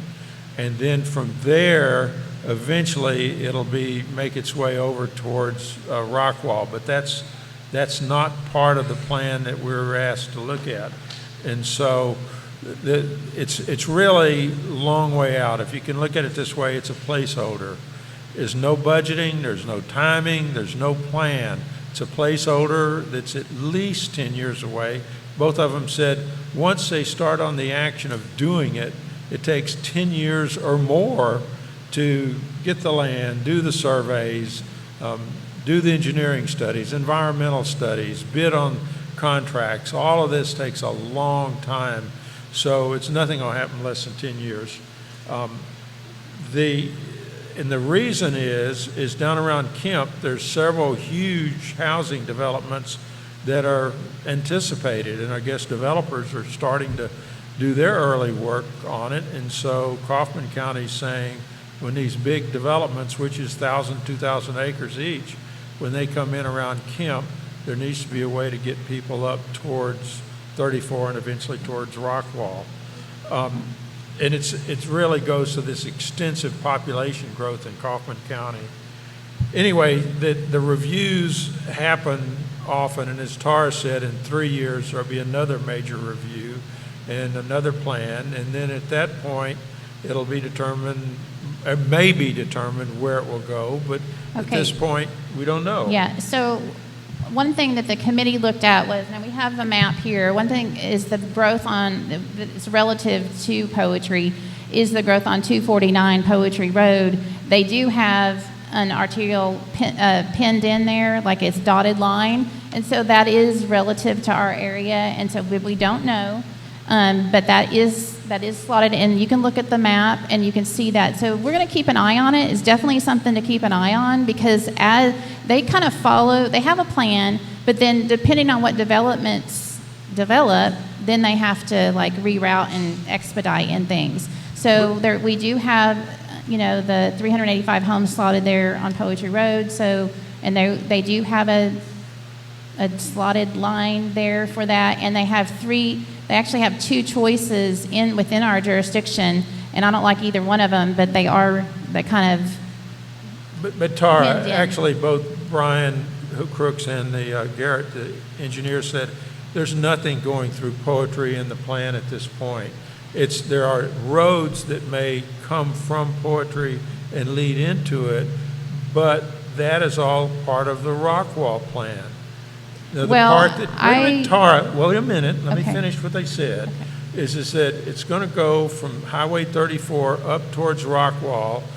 Right now, it's not planned to go through Poetry. Where is nobody knows, because it's so far out. The only part that is really part of not really a plan, but is the scope, the general scope, is to build a thoroughfare through Countryside coming up from Kemp to Highway 34. Anything in Poetry is not planned and not envisioned at all, other than possible roads to connect in once the Rockwall part is discussed, but that's not even an item on discussion now. So Simeon, you attended that meeting. What was your takeaway? Also talked to Brian for about 30 minutes on the phone. What was your takeaway from the meeting that you attended? Well, it's a good question, and I was going to get some clarification on what you were saying, Mr. Tom, because saying nothing's coming through Poetry, and that, they may not have, purchased the land right now, but whenever I was there, they had a big map that they'd spent the time to print out, and they had digital copies of this 6-lane highway that was cutting right through Poetry. They even had a curve that was going to slice through some people's property.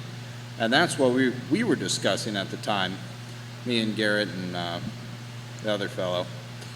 And we were just discussing alternate plans because, of course, we didn't want a 6-lane highway through Poetry. So we were discussing, moving it down, having a smaller road over by the water tower just to get it out of the center of Poetry. But we had a full discussion about, a map and a road that they had been considering at the time.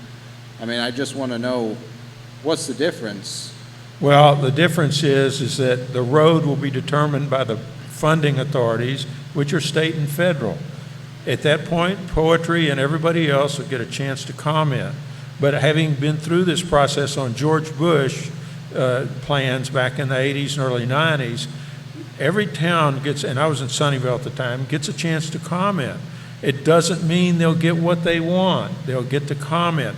Ultimate authority will rest with the federal and state people who are providing the money. Kaufman will provide very little money. So Simeon, to your point, is right now it's not in the plan. 10 years from now, will it be in the plan? Maybe, but they don't know. Nobody has that, and we don't have the authority to keep them out. That is the state and federal. And so right now, the only thing we know is we're not in the part of the plan that goes up to Highway 34. And anything else after that is decades away. It's not worth our time to sit here and talk about. Okay, so I attended the meeting with Simeon as well, and our takeaway was quite different. But we can agree to disagree on that. 10 years from now, who knows? Okay. Let's go on. We have two on this map right here. They have slotted 2 roads, potential roads in the Poetry area. So we're going to keep an eye on it. That's the bottom line. We're just going to keep an eye on it. Okay. So he did say that they were wrapping it up in June, and so we're just going to keep an eye on it. I think it behooves us as a municipality to keep an eye on that, and also Hunt County and Rockwall County, and see what they're doing, because And Tori, you probably didn't hear me. Okay, we're going to move on. What I said is there will be plenty of community meetings I on hope whatever so. comes up. Okay, There I've is heard- by law. So, and it's decades away. Okay. Well, good. It sounds That like we're would be not great. only keeping an eye on it, but we should be staying on top of it. Yes. If we want to prevent this, it should be at every opportunity. Right now, for future meetings, hopefully that there's a lot of, it sounds like, and good. We want to every Yeah. point we can to fight to keep our town rural. Okay, Chad West. Chad McFarland. Kinsey. Shelley. Oh, Kinsey, coming up. Okay. Sorry, it's a little hot in here. All right. So when Tom was talking, you asked Simeon about his experience with the Kaufman County. From my understanding, when we were in the committee, the plans had changed from when you and Simeon had y'all's meeting. Isn't that correct? Yes. Okay, so that's what we need to base all of this information on, is the most updated map, which is not the one that Simeon is privy to. Also, sorry, a little frustrated. That little portion that is the dotted lines, which I suggest everyone kind of go look and see what that is touching Rockwall County. Rockwall County is still working with their 2018 thoroughfare plan. They have they're not updating it because they're still busy working on their 2018. From my understanding of looking at it, Rockwall County is not coming towards Poetry when it comes to thoroughfare. Was that y'all's understanding, Tom and Mike? Well, when I talked to both Brian Crooks and also Garrett Moore, is that they said nobody knows. Rockwall County, they've got their problems. Kaufman County's got other problems. This is not a problem that they're looking at, anybody. Okay. And I would like to say that I really enjoyed working on this committee, and I feel like as I worked on it, I was not biased or anything like that. So do y'all agree that I was very open to the working with everyone? And you provided good information. Perfect. Thank you very much. Thank you, Kinsey. Shelley Smith.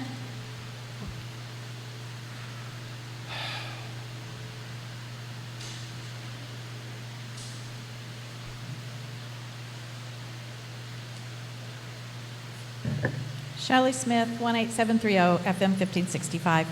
Oh, okay, now explain it really simply, if you would.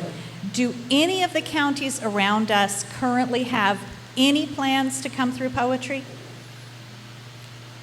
Well, the thoroughfare plan, the answer is no. That's not true.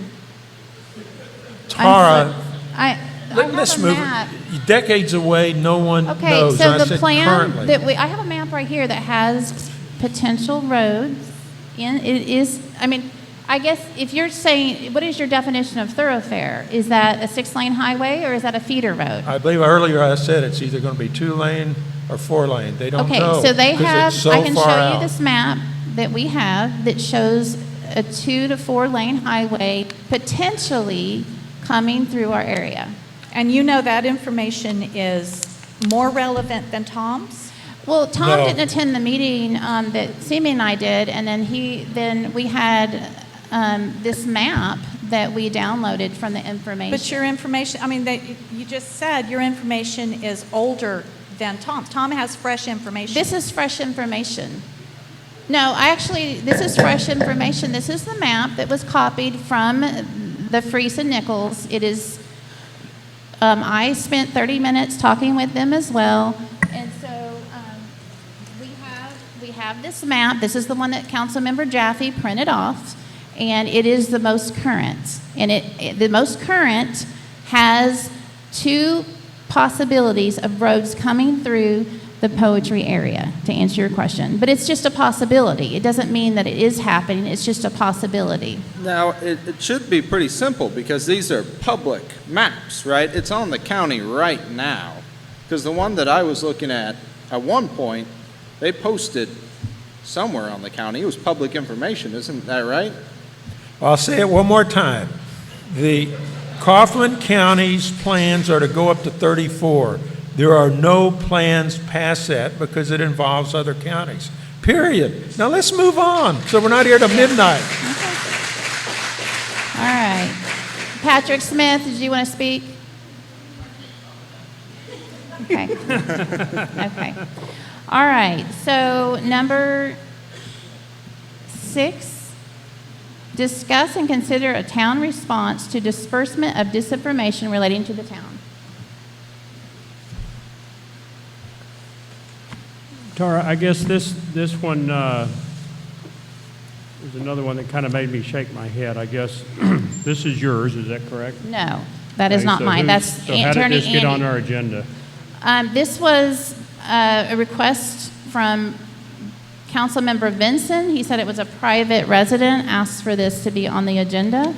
And last meeting, we had postcards on our car, and the attorneys were saying we need to deal with this and with a fact sheet. And so this is the fact sheet that Attorney Messer, now you saw the original one, that's what the paralegal did.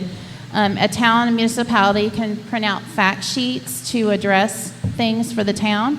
And so the paralegal did that, and that was the original one that I sent you. And then she had a little bit of misinformation, or she had a little bit of, it was confusing, so I just clarified it. And then this is what Attorney Messer sent this afternoon.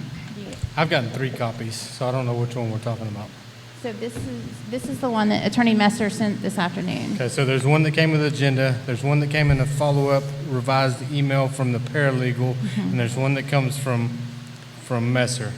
Who's the first one from? The paralegal. Who sent her the information to put on that document? She came up with that. Well, Attorney Emily had the postcard, and she used that information.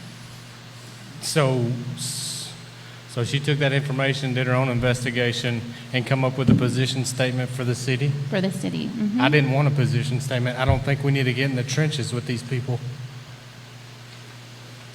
Well, that's your, that's one I mean, opinion. does this council want a position statement? No. No. I'm sorry. This is their personal opinions. So whose personal opinion? The people The in people the that's city, doing it. they're landowners, they're adults, Okay. they have a right They have to their a First opinions. Amendment right, absolutely. Tara, you're interrupting me again. They absolutely absolutely have a First Amendment right. Absolutely, I have said that from day one. They absolutely have a First Amendment right to speak what they want. What they don't have a right to do is spread misinformation. But I don't want to get in the trenches with them. I don't want to write a position statement every time we disagree with a group or a single individual citizen.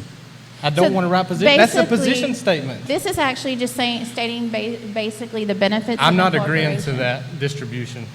Okay, just stating benefits of incorporation. So are there any other council members that have an I opinion? would say I don't like the idea initially. I do want to stay above it. It's been pretty vicious, and I don't use that word lightly either. I mean, truly vicious with some people. And I don't want to get involved in any way, but I'm also willing to hear out just like the people this is addressing. I want to hear out in public forum other viewpoints, and since Brian was the one who brought it up, and I respect his opinion, I do want to hear what he has to say, even if I initially disagree. So could you jump in here if you can? But Again, this isn't his. somebody asked me to post this, and hopefully he's there in the room. And I'm going to reserve my comments until after public comments. Okay, so we have quite a few people who signed up to speak to this, and they have a First Amendment right to do so as well. Brett Patterson. Brett Patterson, 10519 County Road 2332. My position is that y'all don't mind putting stuff in my mailbox. Y'all don't mind putting stuff on my car. You don't mind putting the signs up. You just don't like what everybody else has to say. He needs to address the council. So, You need to address the council. I can't hear him because Well, he's you're speaking up. addressing y'all. Y'all. We're not y'all. Okay. man. Okay.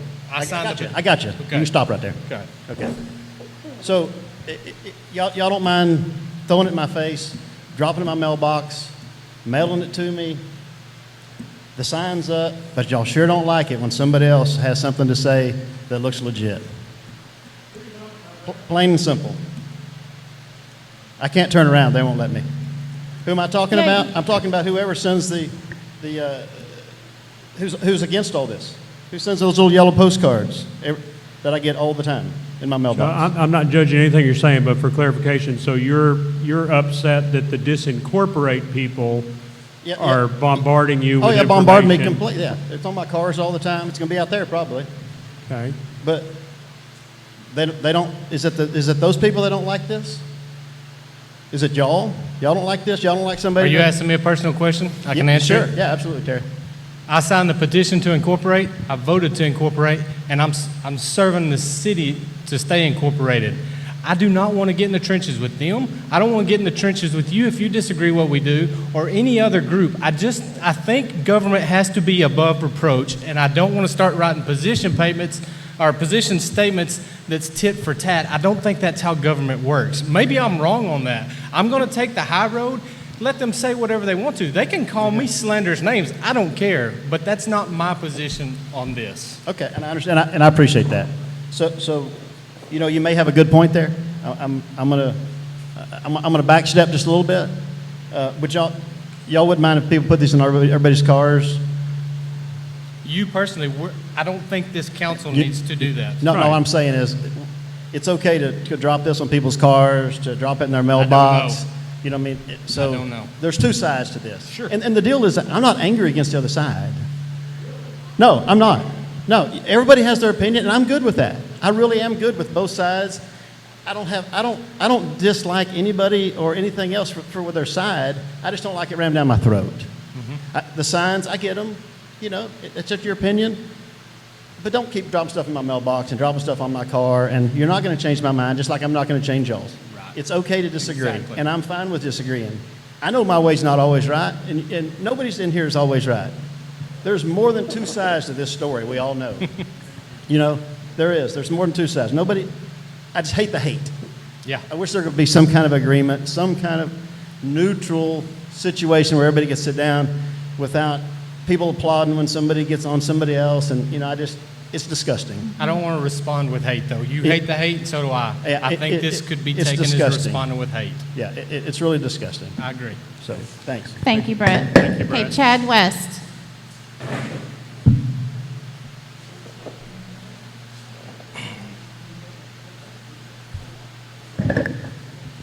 Chad West, 19370 FM 986. I think this council needs to ask itself, why did we incorporate to begin with? We incorporated on the idea we were trying to protect ourselves from Terrell and Royce City and trying to protect our rural way of life. So far, we tried to cram down a single trash vendor. We brought industrial business to our area. Can you hold your, yeah, I can't hear you. We Thank brought you. industrial business to the area. We've brought up noise ordinances, and now all kinds of rules and laws that we were trying to We protect have no ourselves noise from. ordinance. Yeah, we don't have a noise ordinance. We discussed it. We discussed it, but that was not ever. We've also talked about making 986 Main Street. We've talked about adding a municipal court. They're on your next doorpost. Okay, but none of that has passed. I'm sorry? None of that has passed. I understand, but that starts to show the vision of what we're trying to do with the town. It's not to keep poetry. We talk about vision, and what I think in one of the P&Z meetings we brought it up. It's not a vision; it's a memory that we're trying to preserve. But it seems that has gotten lost in all of this. We talk about wanting to hear all the different views. Well, these are other people have different views. I'm like Terry. I voted to incorporate. I'm sitting on a planning and zoning, a committee that you tried to have me kicked off of. No, I was concerned that you had disincorporation signs. Because I had a different point of view. No, because you had disincorporation signs. It doesn't matter. Outside. I have a First Amendment right to actually- have what's in my yard. And under Texas Okay. law, you have to listen to the criticism. And I did And you not. took those signs and reached out to a private citizen to have me to have me kicked off of a volunteer I did not committee. try to. No, sir. I I wanted have to the inquire. email you okay. sent me. You know, you veered off the topic. Okay. What I'm talking about is the vision that it seems that we're hearing from this as a town. We want Main Street. If Terrell would annex us, they're not moving Main Street out to 986. But that's what we're talking about. So, what does that have to do with disinformation? It has to do, the disinformation is widespread. The message that we're sending to our people is completely different. It has ventured away So, from our original commitment. Let's keep poetry to keep poetry. Let's keep it rural. That's what we all want. I think we don't disagree on that. But we do have some things that the state requires of us. We have to check those boxes. Main Street is not one of them. A municipal court is not one of them. We have not voted on Main Street. So that is a different topic. But thank you, Chad. Thanks, Chad. All right, Chad McFarland. Kenzie Salisbury. Shelley Smith. Patrick Smith.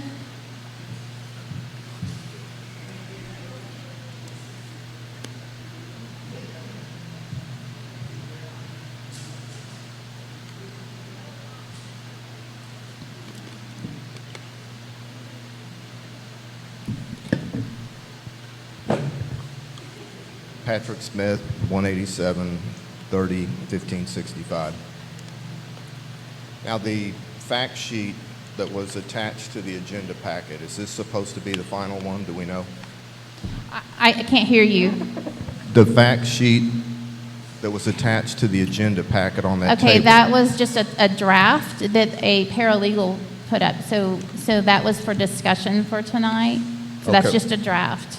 So we don't have the one that Attorney Messer did? He sent it this afternoon, so I have a copy here if you'd like it. But Okay, well, yeah, I mean, my 3 minutes can be gone.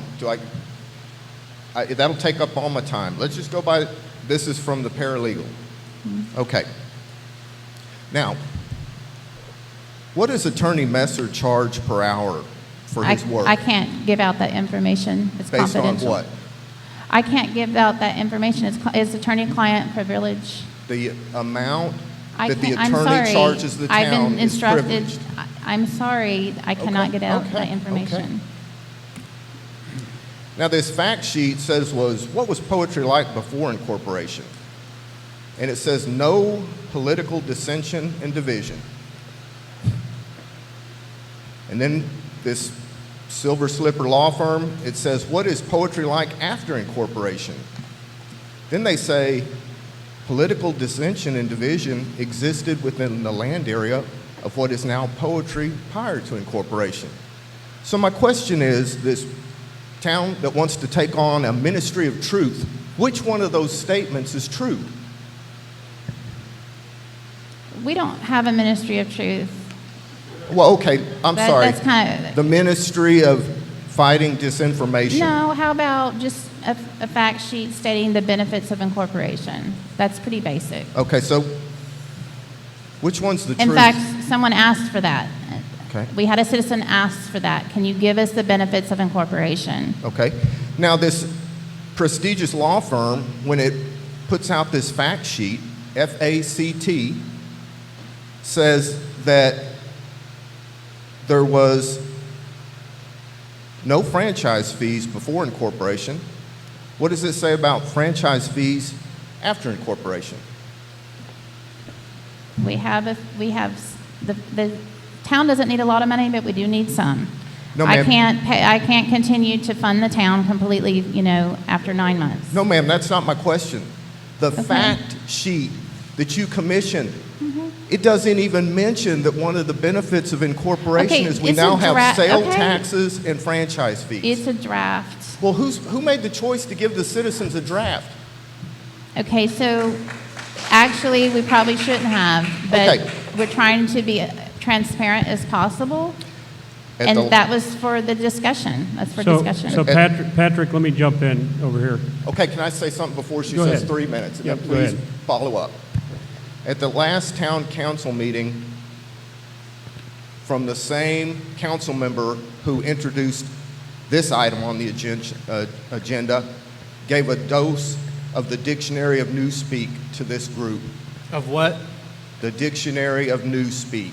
Okay.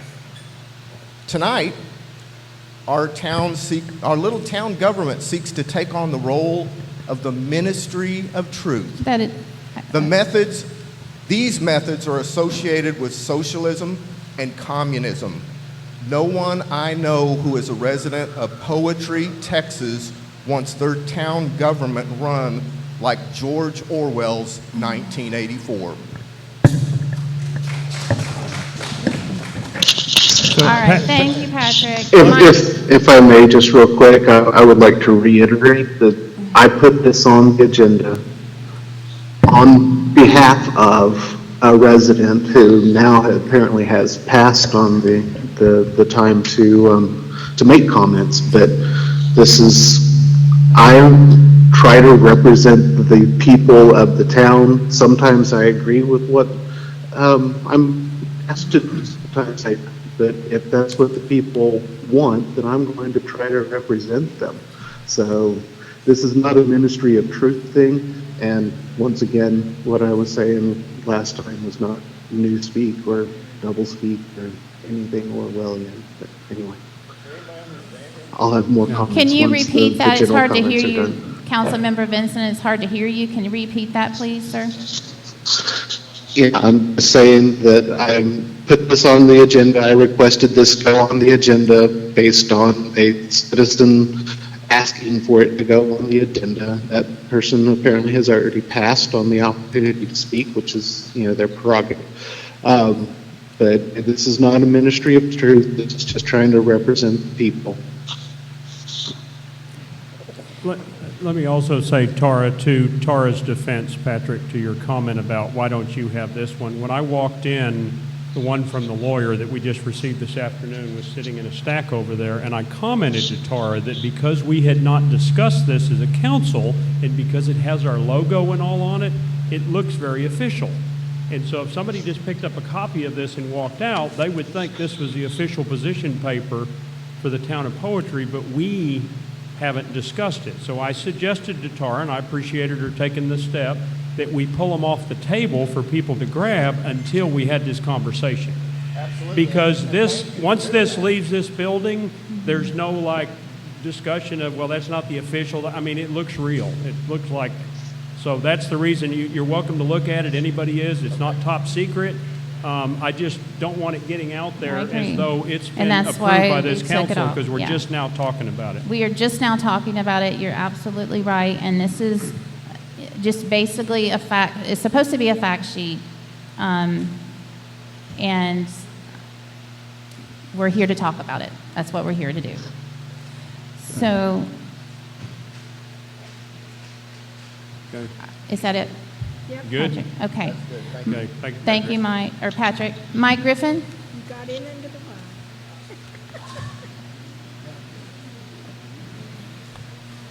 wire. Mike Griffin, 6247 Dry Creek Run and Poetry. I'm a little hard pressed to understand why this is even on the agenda this evening. We're having enough trouble even coming up with a definition for a resident. How can we craft a response as a town? This seems to me to be an item between individuals of the community as a group, and I think that this is a topic that would be better handled in a public meeting that people choose to attend to talk about the items that are on this fact sheet. And I would request that all of us look at the information and talk about the information and be respectful of everyone in the community. Thank you. Thank you, Mike. Amen. Did you state your address, Mike? Mike, as a matter of form, did you state your address? He did. Did you? Okay, sorry, I missed that. Okay, so it was a request from a citizen. That citizen chose not to talk and passed tonight. So Councilmember Benson put it on the agenda because of a citizen request.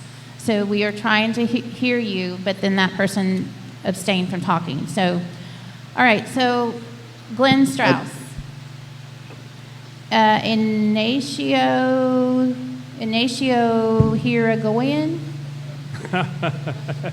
I hope that was, okay.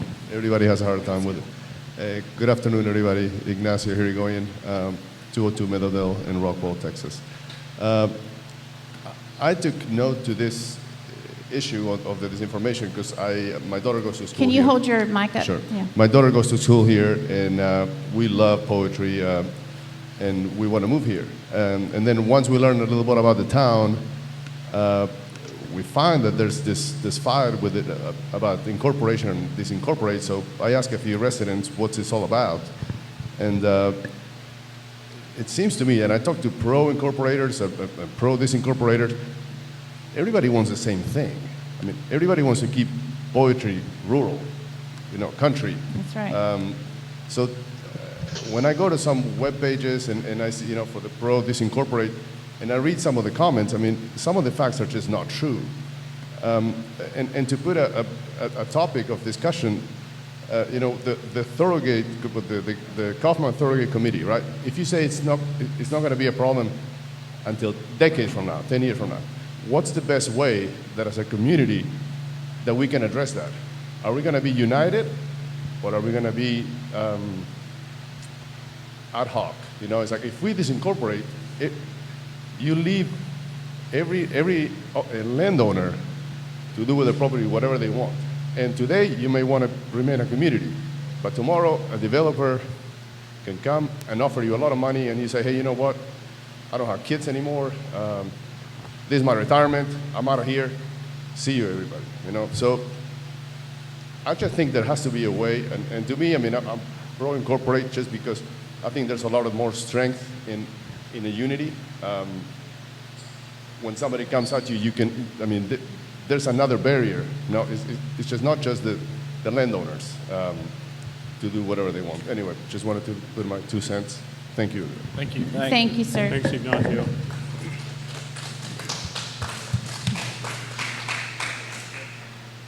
Okay, so are we ready to move on? Or do you guys Actually, have? was that everything? Was that everything? Do you have a? Okay, you have this paper, right?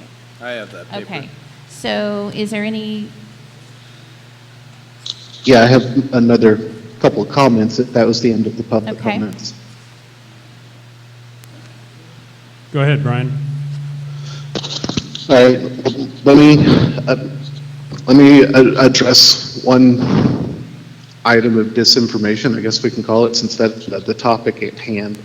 And basically, I need the audience there to realize that by state law, we can only reply in short, factual statements to comments. So we're not able to go on at length and do a depth of explanation, which is one of the reasons that I like that this item got on, because it allowed us to actually say something longer than a short factual statement in response.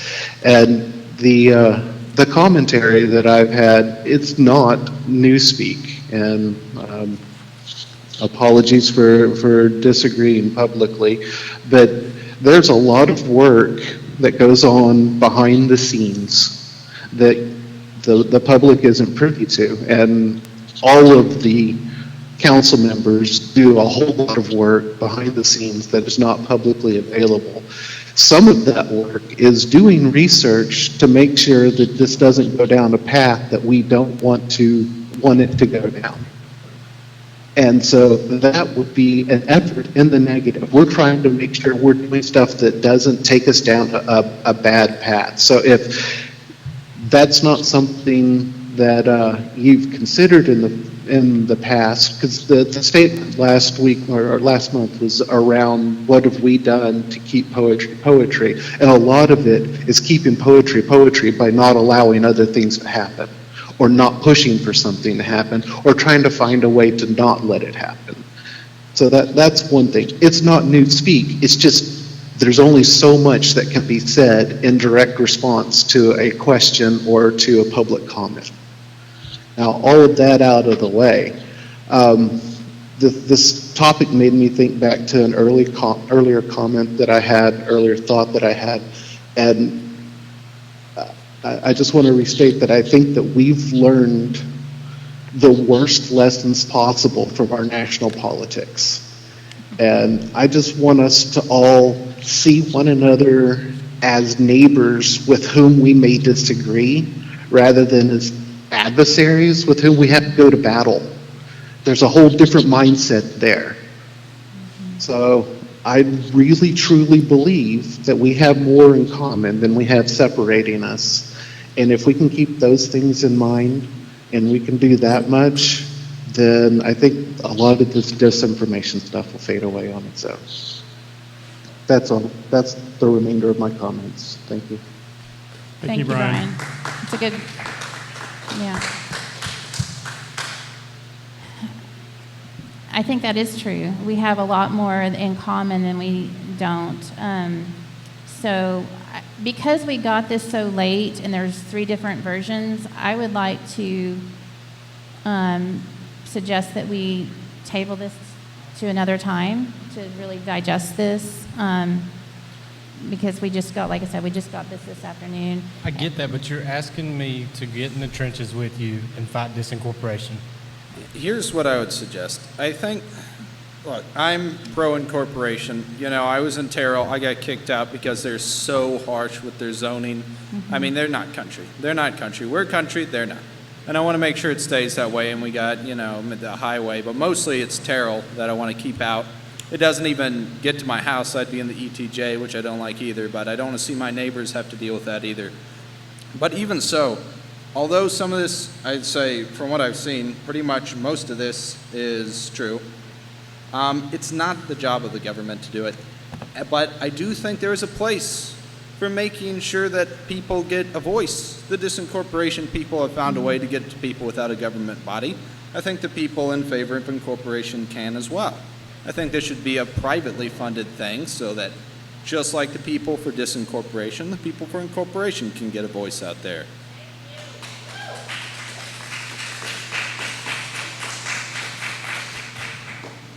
I think one of the ways that he worded this at the top, benefits of incorporation, I think maybe that alone, that title kind of lends to some of that. I think just saying, okay, as a town, here's what we can and cannot do might be I mean, that's just basically giving some facts of what we can and cannot do, because people have asked that over and over. Well, what can we do as a town?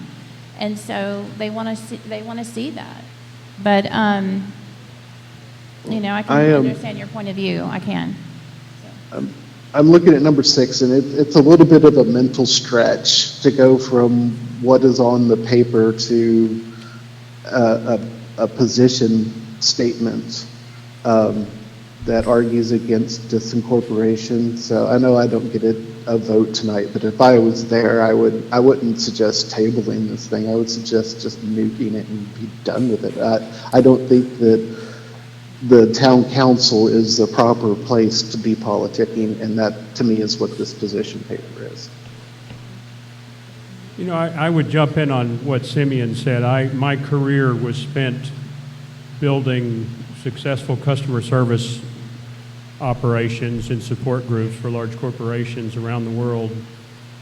And the things that I used to preach to my teams were things like the customer's perception is their reality, right? It may not be my reality, but it's their reality. And if I discount or invalidate their reality, they're not going to be buying my service for very much longer. So I think part of the struggle, kind of to Simeon and others' point, is that we need, I believe, as a council and future councils, need to show a willingness to hear all opinions. I know Tara reads her statement, and I'm not picking on her, but practicing that is hard, right? Listening to people, I don't like to listen to people that I disagree with, but as I grow older, I value, you know, the wisdom in doing that. Sometimes I actually learn things.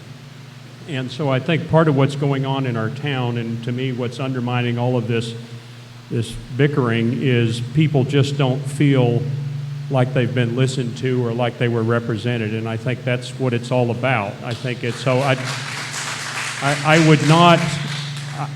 My personal opinion, I've voted for incorporation. I'm not any part of the disincorporate thing. I see the signs like everybody else, but you know, I don't know. Personally, I'm just not threatened by it. I think if the majority of us voted for incorporation the first time, if this goes back on the ballot, the majority of us should vote for it a second time. This should not be an issue. I don't understand. Yep. Now, I agree with having factual information, but I'm with Terry. I don't want the city or the town to get into these little skirmishes. You know, I'm fine with somebody else publishing this, just like somebody else published the other side's views. I just don't think it doesn't feel right to me to have the stamp of the town on it saying, okay, we're going to defend ourselves here, we're going to defend ourselves there. That doesn't seem like what, you know, I was hired on to do up here, so. So as, I'm going to read about that. So yes, I welcome diversity of opinion, but personal attacks, like I can say the sky is blue and someone will disagree with me and make a personal attack. So that's in our rules of procedure. We voted to not allow that, and so that's where, you know, we have to correct that. And there have been other meetings where things have gone really bad in South, and so and I've invited some of the people who disagree with me to come talk with me, and they have not done so. I've asked them 3 times. So I'm willing to listen. And I actually have had some meetings with those who disagree with me, and some of them have gone very well. As a point of order, this is disbursement of disinformation. You're right, disinformation. So I was responding to what he said, but you're right. It's disbursement. So I think that I think there's some agreement here that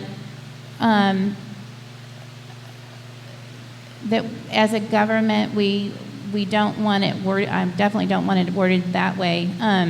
But this was a citizen request, so we do try to listen to citizens, and that is, you know, we want full transparency, and we do try and listen to citizens. Does the council have anything else to say on this? Okay. All right, we're going to move on then. All right, so discuss and consider the design and appearance of signs for the approved 7 town entrance signs. Tara, I think this is one that needs to be postponed. We're going to run out of time, and we don't want to go to 11:30 again. And if it isn't absolutely necessary, and this is one that isn't, I think we need to move on and table it to another meeting. Okay, make a motion. I make a motion, we table it to another meeting. Okay, all those in favor? All right, that passes to delay that to another meeting. Okay?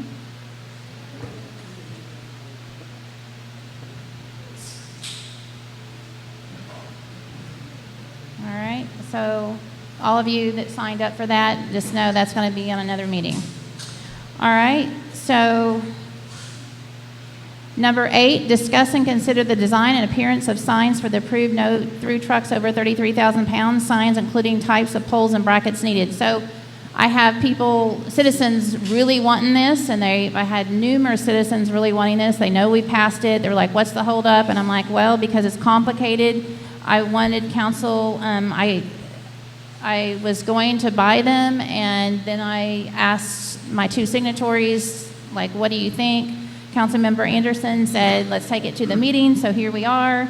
In researching it, I did find some better prices, and I did want to consult with some of the textile experts, and they basically said on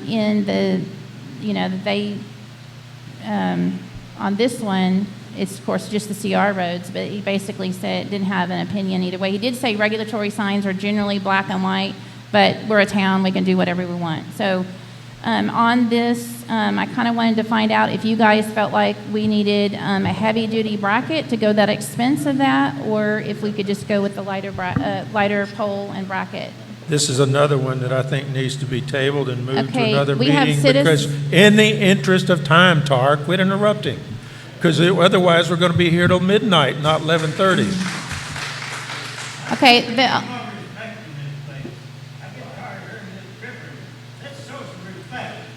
all right, so in the interest, he's saying it in the interest of time. However, we have like several citizens who really want this ordered, and I'll go ahead and order, because I have been given the approval to do that on the last ordinance. I was just wanting some feedback from the council members on it, but I have approval to spend it. And so, but I did want your input, but if we can't be quick and concise about it, then I'll just make a decision, I guess. Any public input? Do we have any public input? Okay, so Kinsey Salisbury.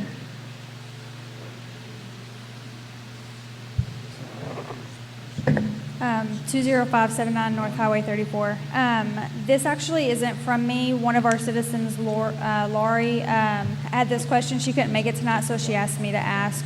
She said, if you could ask them if they realize that the weight limit they are putting on the trucks is still allowing commercial vehicles that could be hauling hazardous materials. She thought at the last meeting it was agreed to say no trucks. That's true. So I'll let y'all.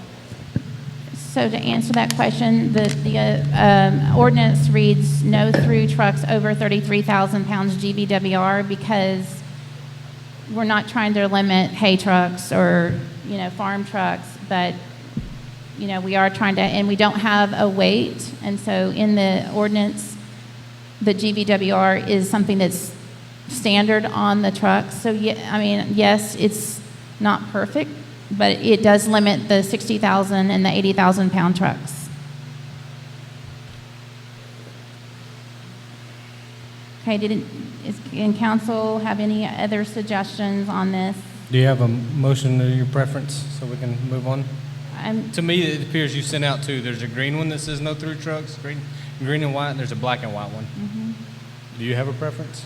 Well, she said black and white is the standard, the industry standard. Yeah. So why don't we go black and white? So you have a black and white That's that looks what I'm like a thinking. badge, or a black and white that's square, that's typical, the upright rectangle? Now, the design one actually doesn't have lamination, so it's more expensive to add that lamination. So the rectangular sign, and then there's brackets. Do you guys think that we need to have brackets that are theft-proof, like I think you can make that Not call. in the country, I'm they're pretty not. sure. tamper-proof? Now, I was happy to find the better price after researching more, and it is made in America, and they're, all laminated, except for that specialty one. So, Just order cheap ones in black, and if they steal them, we'll deal with it. all right, do you guys concur? Yeah, I think we need to Yes, stick likewise. as standard as possible, not only for pricing, but so that people driving down the road will recognize it in relation to other Yeah, signs. yeah. Okay. If it's a weird color, it won't trigger. I mean, they're used to seeing it in a Right. certain shape and The color. only problem I had with black and white was that sometimes people just ignore them. Well, that's And that's the where green the and police white, come in. and the green and white would stand out more. Well, we can do an up and down. I make a motion to accept the black and white signs. Black and white with the cheap poles. Yeah. With the what, cheap poles? Cheap poles. I'll It second. does have a 10-year warranty, so, but there were a lot of little decisions, and I just, you know. All right, we got a second. Call for a so- vote. Keep All right. moving. So all those in favor of the motion of the black rectangular sign and the less expensive poles, all those in favor? And we've got 3, and 3 passes. Keep And moving.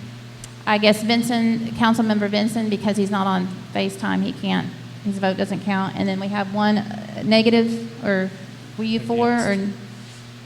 No, as I said, this Okay. is something that should be Okay. tabled for a future meeting when we have time. Okay, it's 9:47, we're still, the night's still young. Keep moving. All right, so that passes. Who seconded?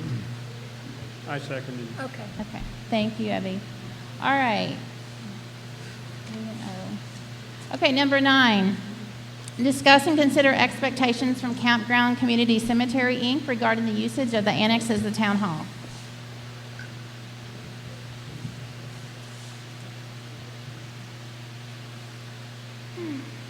Okay, so what are their expectations? So I called Wesley Killian, the president of Campground, like, gosh, 3 weeks ago maybe. And he said they were going to have a meeting, but I don't know that they've had a meeting because I think his wife was in the hospital. And so I don't know their expectations at this point. Well, the original thing was 100 and something days, right? 120 from the date on the 3 letter. months from a month ago. 418. We have a representative in the room. Do we want to poll him? So, Mr. Bennett, have you had a meeting? Have you guys had a meeting yet? Okay. I didn't think they had. Okay, Would yeah, I that be think. indication we just and then table his- this? Okay, so for the record, they haven't had a meeting since they gave us a letter that we're getting a free gift. Okay, so we have,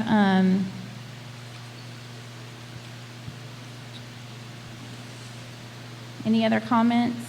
So it's 120 days from the 18th of, 418. So this is a letter that we received. It says we would like to donate, taken from the minutes from 4/18/22, we'd like to donate the building, the annex only, and the bathrooms, along with any tangible donated items inside the building to the town of Poetry. The building must be moved in 120 days. So the council needs to officially accept that gift. So is there a motion to accept that gift? I'll move to approve to accept the gift of the annex. I'll second it. Is there a second? Okay. All those in favor? And that passes unanimously. All right, so we do have some citizens that want to speak. Brett Patterson, he's passing. Chad West. We should speak before the vote. Who seconded So there is, I mean, it is regarding expectations of the campground. that? Did Terry second that? I made the motion, Made the Tom motion. seconded it. And then Mike I seconded. made the motion, Tom seconded it. Tom. Kevin Sinkovich, passed. Chad McFarland. Well, there's also expectations on here. Okay. Kenzie Salisbury. Shelley Smith. Patrick Smith.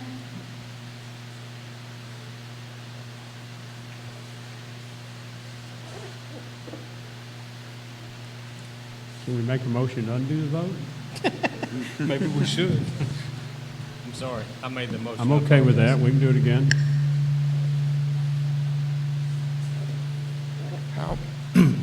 How can the town council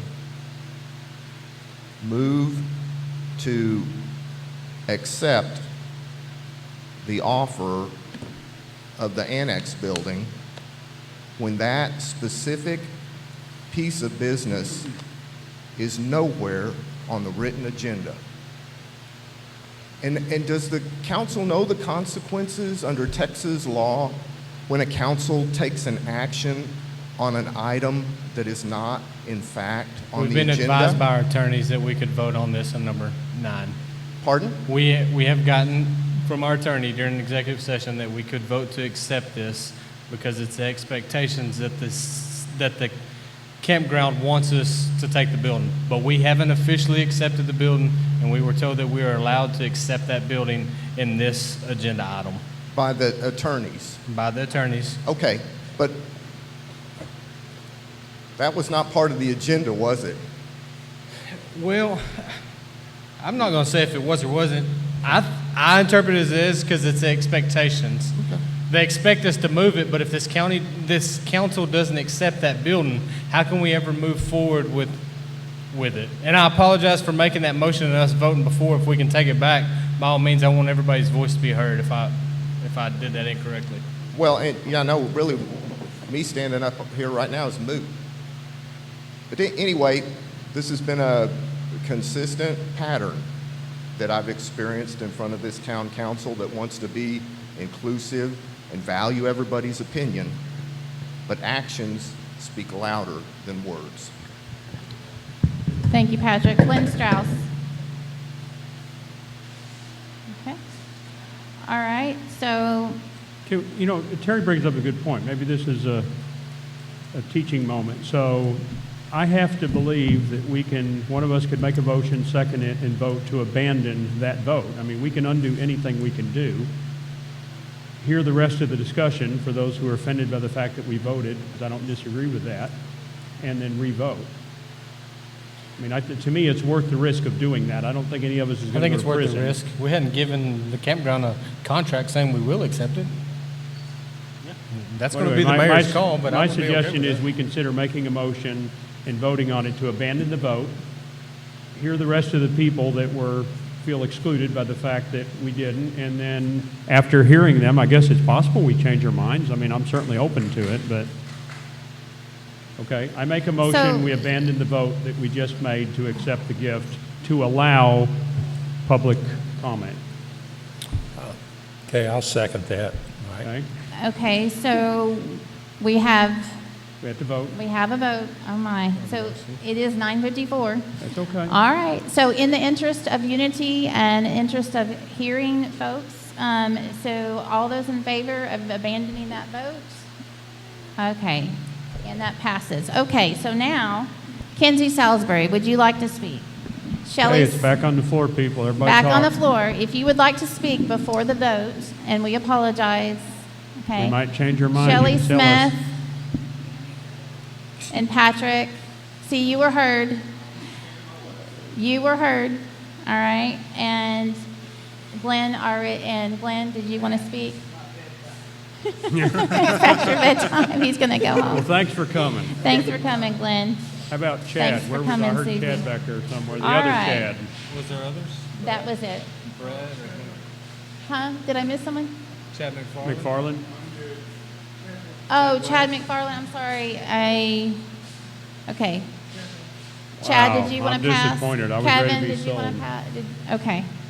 All right, so we're going to try and true this vote. It's late. We're going to try and do this vote over. All right. Good punishment. We'll do it Good right next time. punishment, yeah. Okay. All right, all those in favor Oh, wait, of- somebody make the motion. You already made, We're redoing it. Tom, you want to make the motion to Sure, I accept the make a gift? motion to accept it. Okay. and who seconds it? Fowler seconds it. All those in favor accepting the annex as the gift from the Campground Community Cemetery as usage for the town hall. All those in favor, and that passes 4-, and Vincent has to abstain.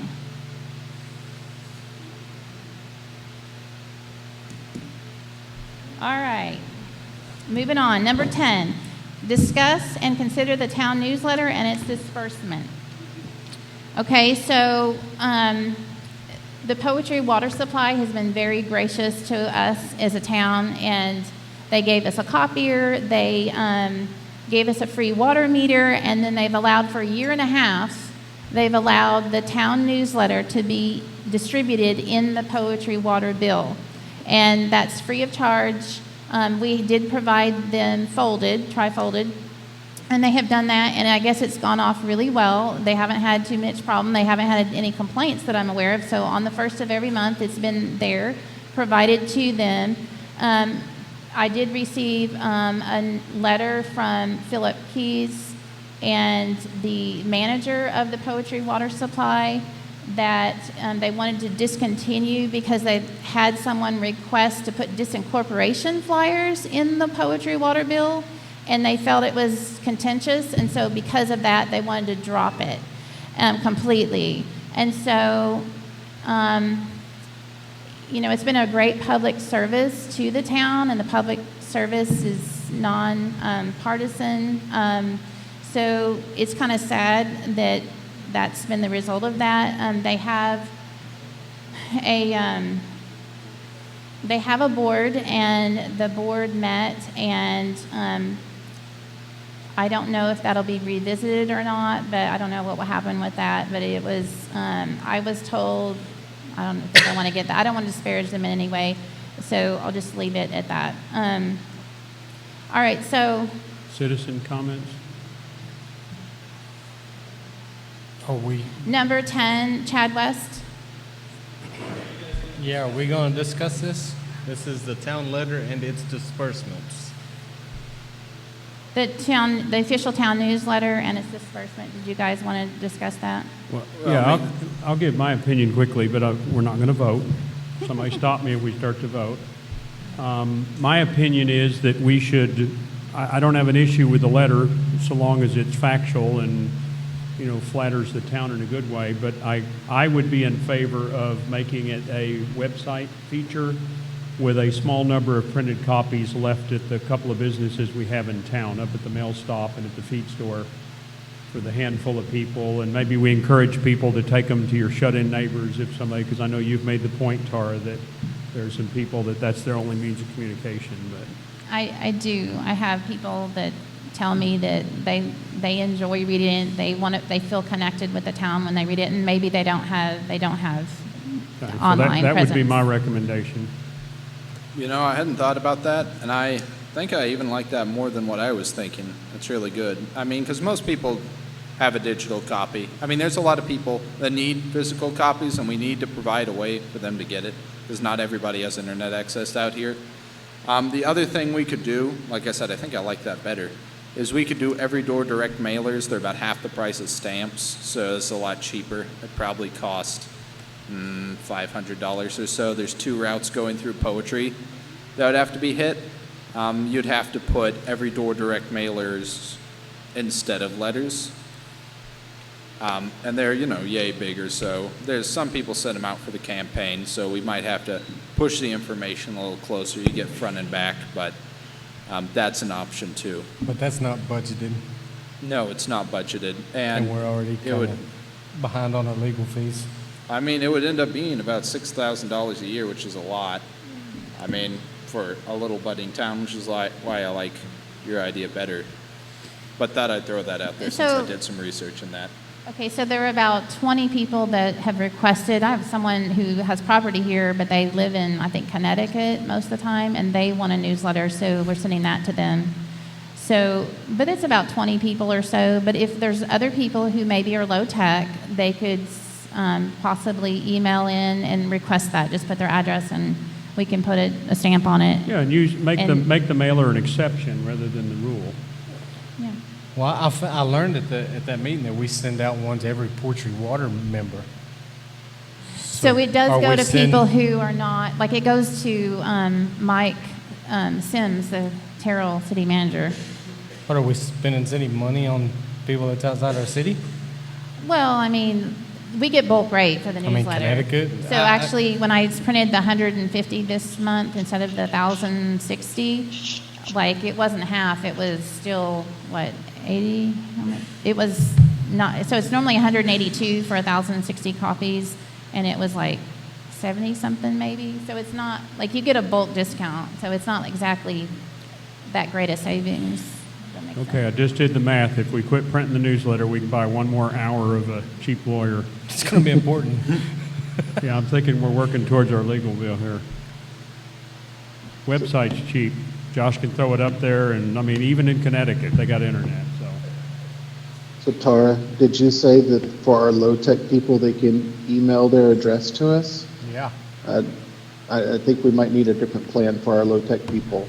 Or get someone to do that for them, or just give me the address physically and we can put it on there. And most of the time I have a little torn sheet of paper and they send me their address, and we can do that too. And maybe we need to have like a promotion. And I did request from the Poetry Water Supply, hey, can you give us a transition time at least? Because that's like an abrupt end. And I don't know. I just think that raises unnecessary questions maybe. And I just think that like I said, we're so appreciative that they've done it for this long. But it'd be nice to have a transition where we could at least collect addresses for those who are low tech and those who do want to receive that newsletter. Yeah, well, I like Jaffe's suggestion, and to tell you the truth, I meant to wear it off, so I'm wearing down, so I kind of need the pace to pick up as well. I think I need headphones. So, Public comments? Yes. Trying to keep okay, so Tom we have from some people. walking Chad out. West, do you have an opinion? Kevin Sinkovich, Chad McFarland. Okay. Come on.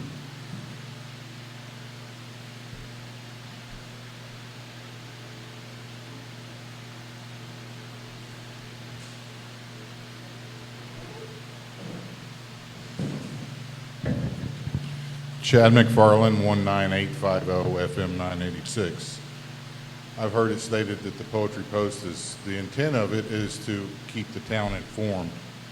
I would rather see the time dedicated for the Poetry Post into publishing the council packet digitally. Give the citizens actual information. Don't give us stuff that's been processed and that has headlines worthy of CNN. So I would rather sit, like I said, give us actual information. Give us the council packets. Make that available. If I'm right, Tara, I made the motion last week, I think starting in July, that we're going to start getting the information 120 hours before, but that was to be included, all information. Okay. Is there any reason we can't publish that? That was a question I meant to ask Emily. Well, without a secretary, no. That's impossible. Okay, yeah, the grace has got to be given. But moving forward. We're getting now. I'm going to call topic. We're getting off topic. Fair enough. So yeah, that's a whole nother. I mean, ideally that would happen. Like that's a goal. That's definitely a goal. Okay. Any more Absolutely. Kinsey Salisbury, Shelley Smith.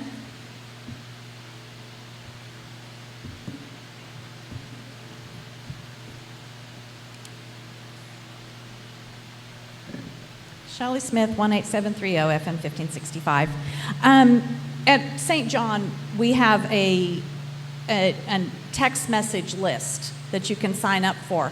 And we get a message when someone is ill or needs prayers, whatever, okay? So I strongly recommend that the town start collecting a list like that because it's wonderful for so many things. You can send out the newsletter. You can notify somebody of emergencies or road closures or whatever you want to do on that, okay? So that is a non-print bill thing that you can just send it out that way, and it's voluntary. People can do it if they want to, they don't have to. The other thing I would suggest is the library book exchange box thing. I have no idea where it's actually physically located right now, but if it were on the outside of the Poetry Taconag fence, that's where I would put the physical copies. Just saying. That's an idea. Yeah, Thank you, Shelley. One of those I little like realtor that idea. boxes. And I think at least Kaufman, wasn't it, that talked about the reverse 911 messages? I mean, we could sign up. It was a pretty cheap service, if I remember, and then we could use it for other things as well. Yeah, I really like that idea. Under emergency management, the text messages, yeah, so like, that's an idea. I don't know if any of them do a two-sided color thing, but I don't know. You can send out a PDF. You can send any? A link or a PDF. You can send a link? Okay. No. Yeah, no, Okay. Shelley, that's a really good idea. Okay. Next. All right, yes, let's move on. 11, discuss and consider ways to reduce legal fees. We had that in executive meeting. We already did that. We didn't take any action on 10. Don't need to do it. Do we need to? Yeah, I make a motion, we start putting the Poetry Post under all the same rules of creation on the website.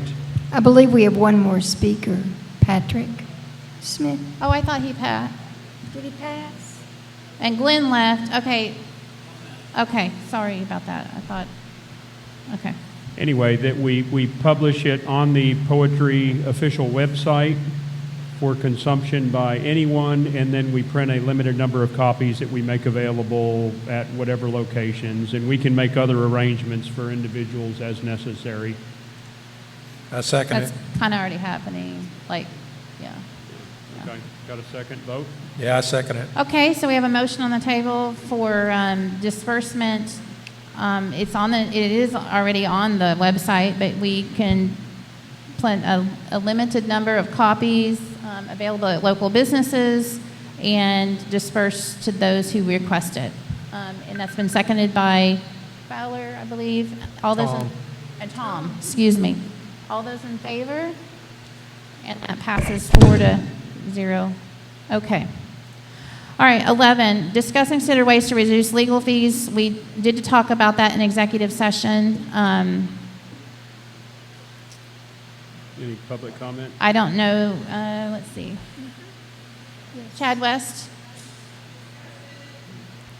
Well, we discussed it earlier a little bit, and then so the gist of it was, I think we already said this maybe, that they committed to a certain budget. We're exceeding that budget. They're writing it down, but they're not going to do that forever because it doesn't scale. And so we need to figure out a way to get control. And we talked, I think, as I said earlier, about, we can do the first creation of all the ordinances we need and let them just review them. Mm-hmm. We can have them just dial into meetings when we absolutely have some legal need. Otherwise, just avoid them as much as possible because they're really expensive. Mm-hmm. So I think that was our discussion. We That's can't the gist afford of to it. just use them for secretaries and runners and things. It's just way too expensive. And using TML attorneys on general things more. And then also, instead of each council member emailing them, just email the secretary or myself, and then we can compile a list when we have that twice a month phone call, and that will save them time too. Was there anything else? Any speakers? Now do they want to talk? So Chad West.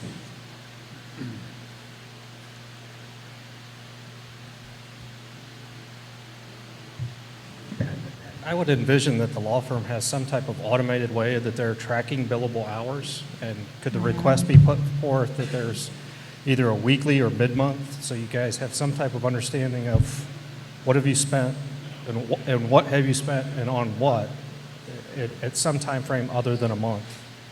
Because I mean, right now we've got, I think the initial payment was for January, so you've got 5 months that are coming due. Mm-hmm. No, that's good. That's good. Thank you, Chad. Yeah, we have requested. It's been hard getting that information, but we did get finally we did get that lengthy list, and that is insightful. And what we learned from that is our meetings are killing us because they're so long. And so part of that is, do we want to try and shorten the meetings? I did have 2 citizen requests to shorten the meetings because of that, like some towns do, and this is related, I promise. If we're going to shorten the meetings to reduce the attorney cost, a lot of towns apparently allow citizens to speak once at the front of the meeting and for 4 minutes or so about every topic. And then you don't have them coming up every single time, and that saves time. So I'm just throwing it out there. That was requested by at least two citizens. Okay, we got any I other don't know what speakers? you think about that. Okay. Kenzie Salisbury? Shelley Smith?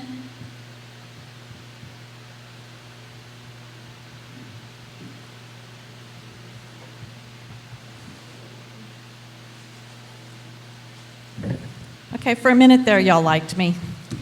Shelley Smith, 18730, FM 1565. I respectfully suggest that a great way to reduce the legal bills would be to stop doing extended, non-agenda infomercials with 2 lawyers present. And then I respectfully ask, pay your bills. Shelley. Thankfully, he didn't charge us for that presence. That was unexpected that night. Patrick Smith.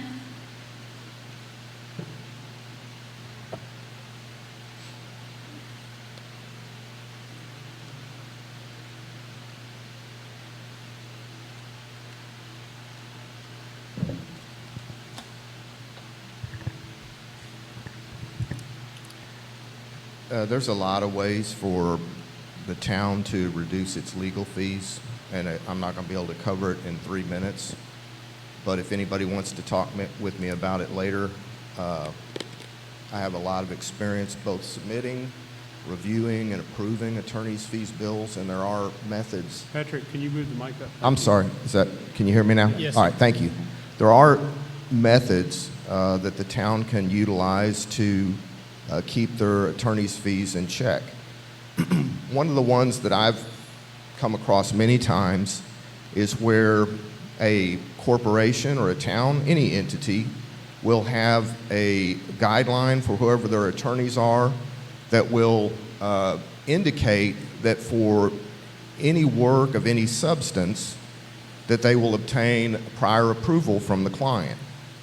And that will set the parameters for how many hours are going to be billed, what the hourly rate is, and if it's going to go beyond that, then the attorney needs to contact the representative of the client and get authority to do the additional work. And I know there have been some disparaging remarks made about attorneys tonight, and I can assure you there are some very bad, greedy attorneys in the world, but not all of them are. And if you have a collaborative effort with the attorney and you keep your expectations realistic, I think you can cut down on your attorney's fees. The one question that jumps to my mind is, earlier tonight, there was a agenda item about that disinformation issue, and that was tabled. But yet, we have a fact sheet. Somebody authorized a paralegal at the law firm to prepare. We have a marketing or talking points document that somebody authorized the senior attorney to do. When these kinds of things can happen, I can assure you the attorneys are very happy to answer the phone and do anything you ask them to. But if there's not some supervision or authorization process, then you're going to get humongous attorney's fees bills. Thank you. Thank you, Patrick. Thanks, Patrick. So you're absolutely right. So we talked about in executive session a little bit about trying to get some kind of authorization, because sometimes they take the ball and run with it. So if one citizen makes a request to put on something on an agenda item and a council member picks it up and puts it on the agenda, then they're going to take the ball and run with it. And we need some sort of stop guard, because I didn't even know Messer was going to do, look at this.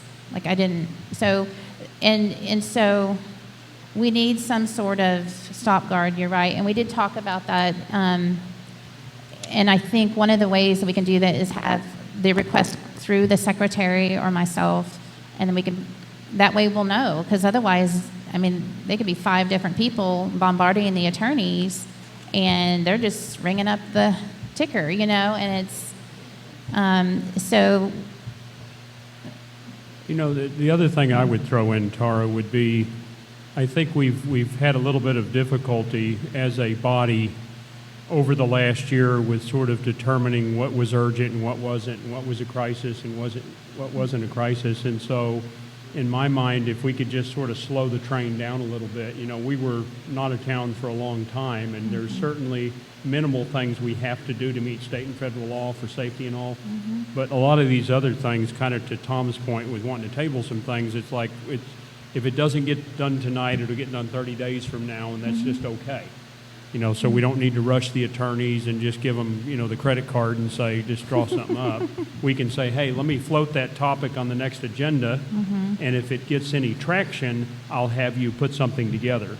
Because I think we could have simply had on this thing should we put together a response, and we would have had the same discussion, would be my bet, and we wouldn't have had all the lawyer stuff, to Patrick's point. So Absolutely. just Yeah. pausing a little bit, I think, would help. Okay. So we've had some discussion. Is there anything else? I think we brainstormed, and I think we're all on the same page. Okay. All right, let's move on. Number 12, consider approval of payment for the TML risk insurance annual renew in the amount of $1,445.50 for $500,000 worth of coverage, or the lesser amount of $1,123 for $300,000 worth of coverage. So I got the bill for the $1,445, and I said, that's gone up. So from last year, can you give us a different, can you give us a discount? And then he came up with the $300,000. So I guess it didn't hurt to ask. So which one are we getting? Well, it's up to you guys to vote on that. Do you want to pay the lesser amount for $300,000 worth of coverage, or do you want to pay the $500,000 but it's more? Can you remind me what it covers? Come a little again? louder, Brian.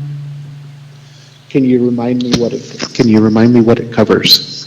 So the TML risk insurance covers our council, our volunteers, any municipal properties. It protects us legally if there's a lawsuit, so that can kind of kick in. And beyond that, I don't know.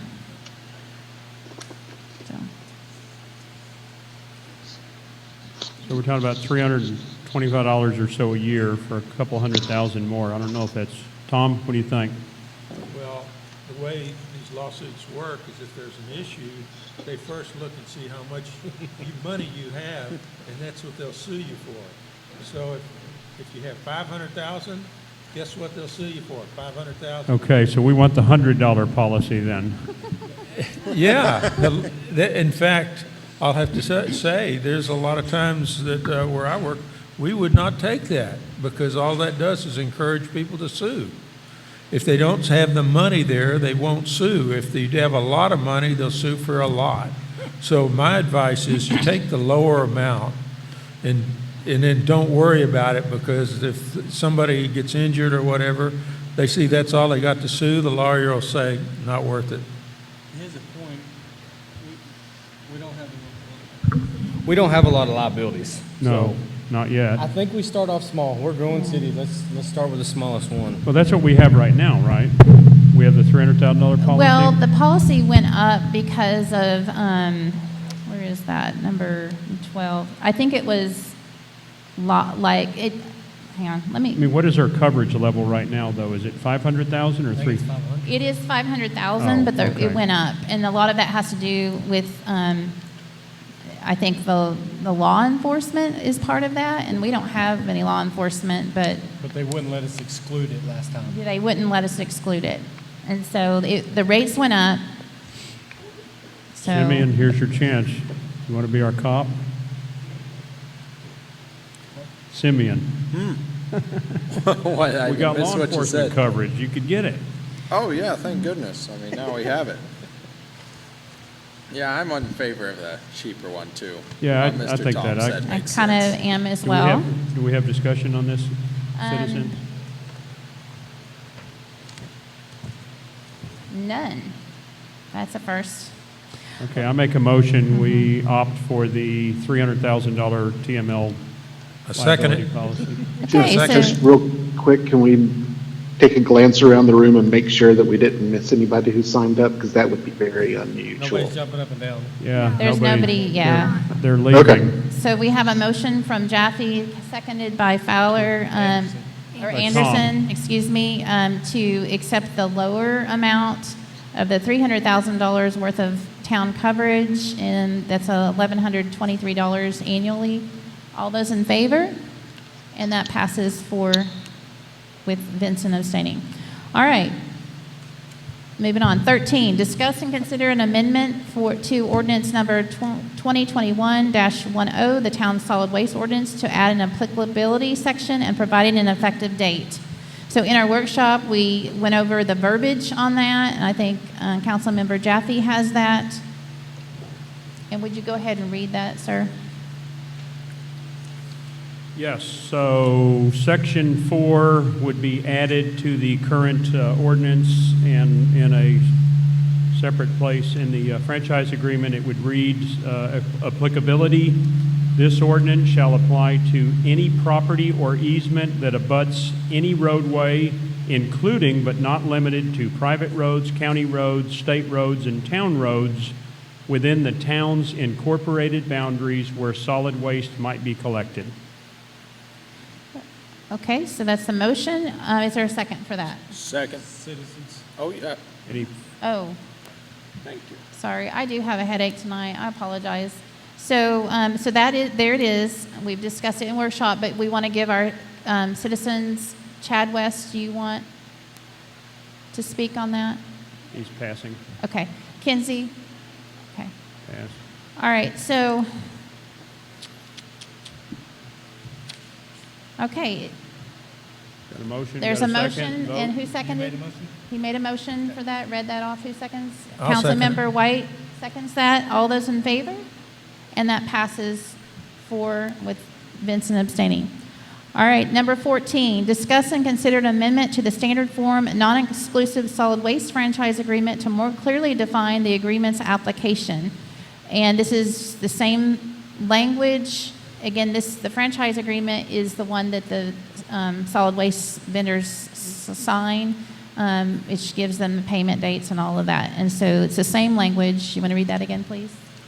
Right, so in the franchise agreement, it's under scope of operations, section 4, and again, it will read exactly the same. This ordinance shall apply to any property or easement that abuts any roadway, including but not limited to private roads, county roads, state roads, and town roads within the town's incorporated boundaries where solid waste might be collected.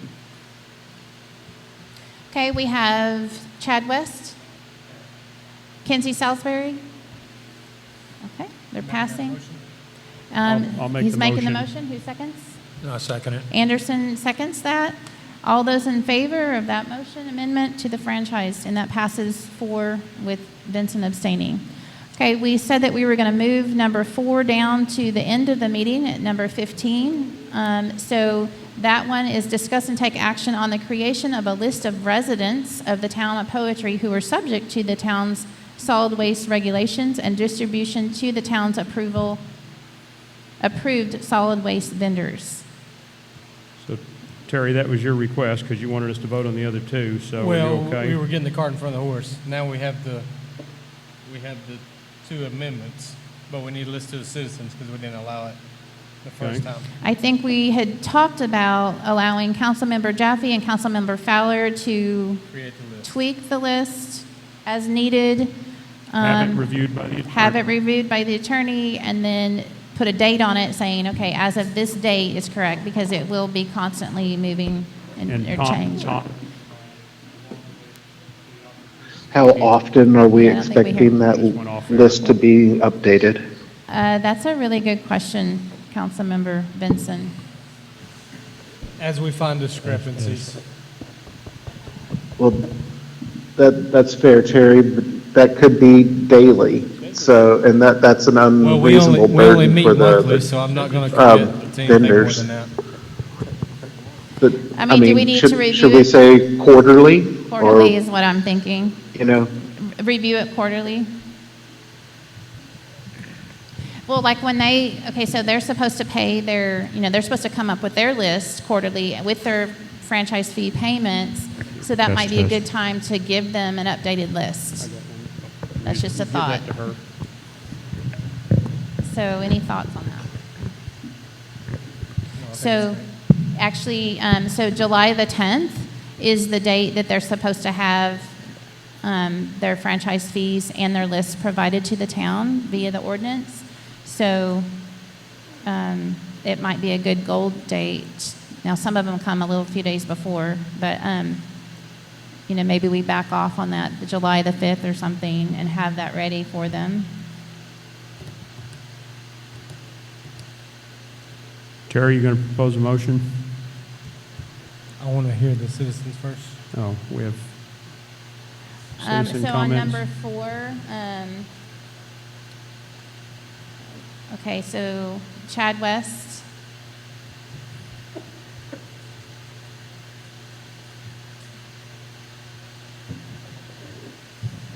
I don't know if you can address it now, but you will have to go back because it's my understanding that there was lists provided to the electrical providers, both Encore and FES.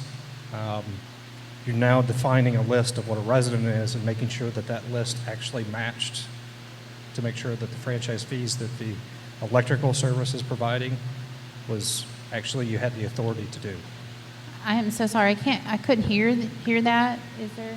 Now that you have That's better. now Okay. that you have an actual list of residents, it's not on the agenda, but you will have to go back and make sure that you qualify the list for all the electrical providers for that franchise fee as well.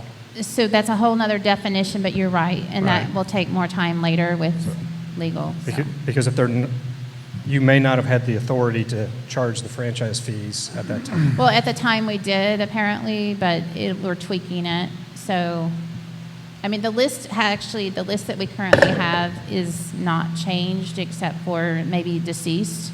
So it's the same list that we had the day of after the incorporation, except for those maybe who have been deceased. So. Okay, back to the topic. All right, so Kinsey, Shelley Smith, Patrick Smith. Okay. All right, so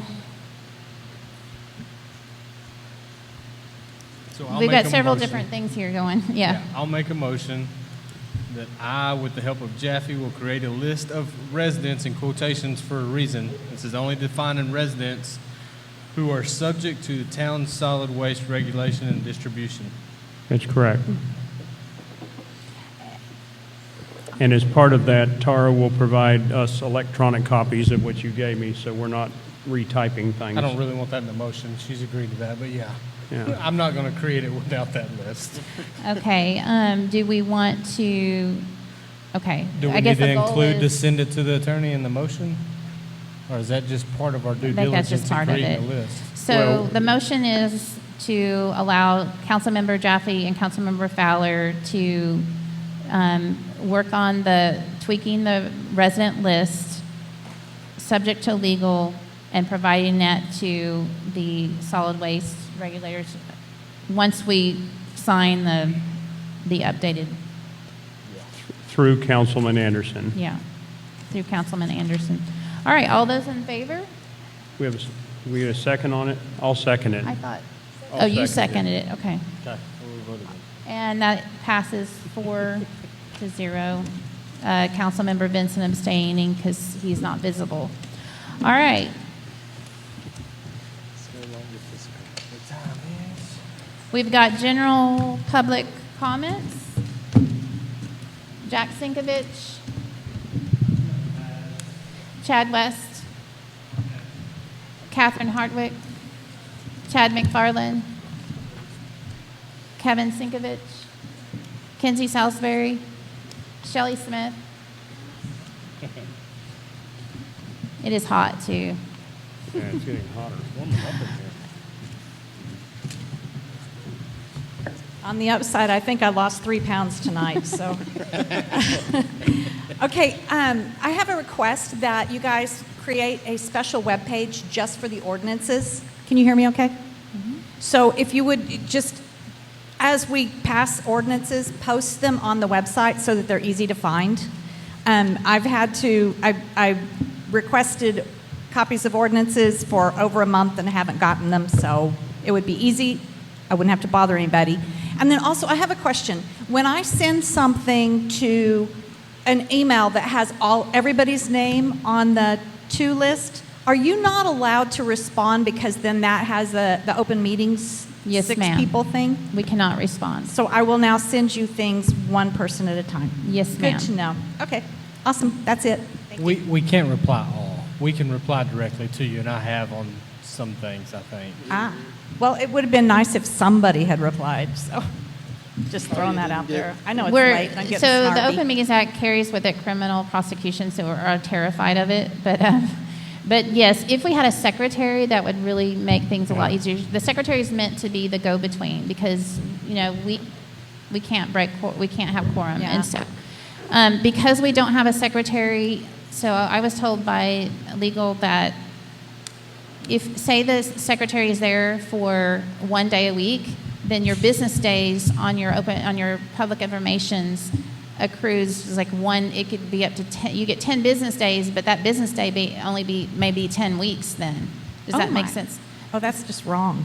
Well, because we don't have a secretary now, so it on this end of things, I can see why that would be the case.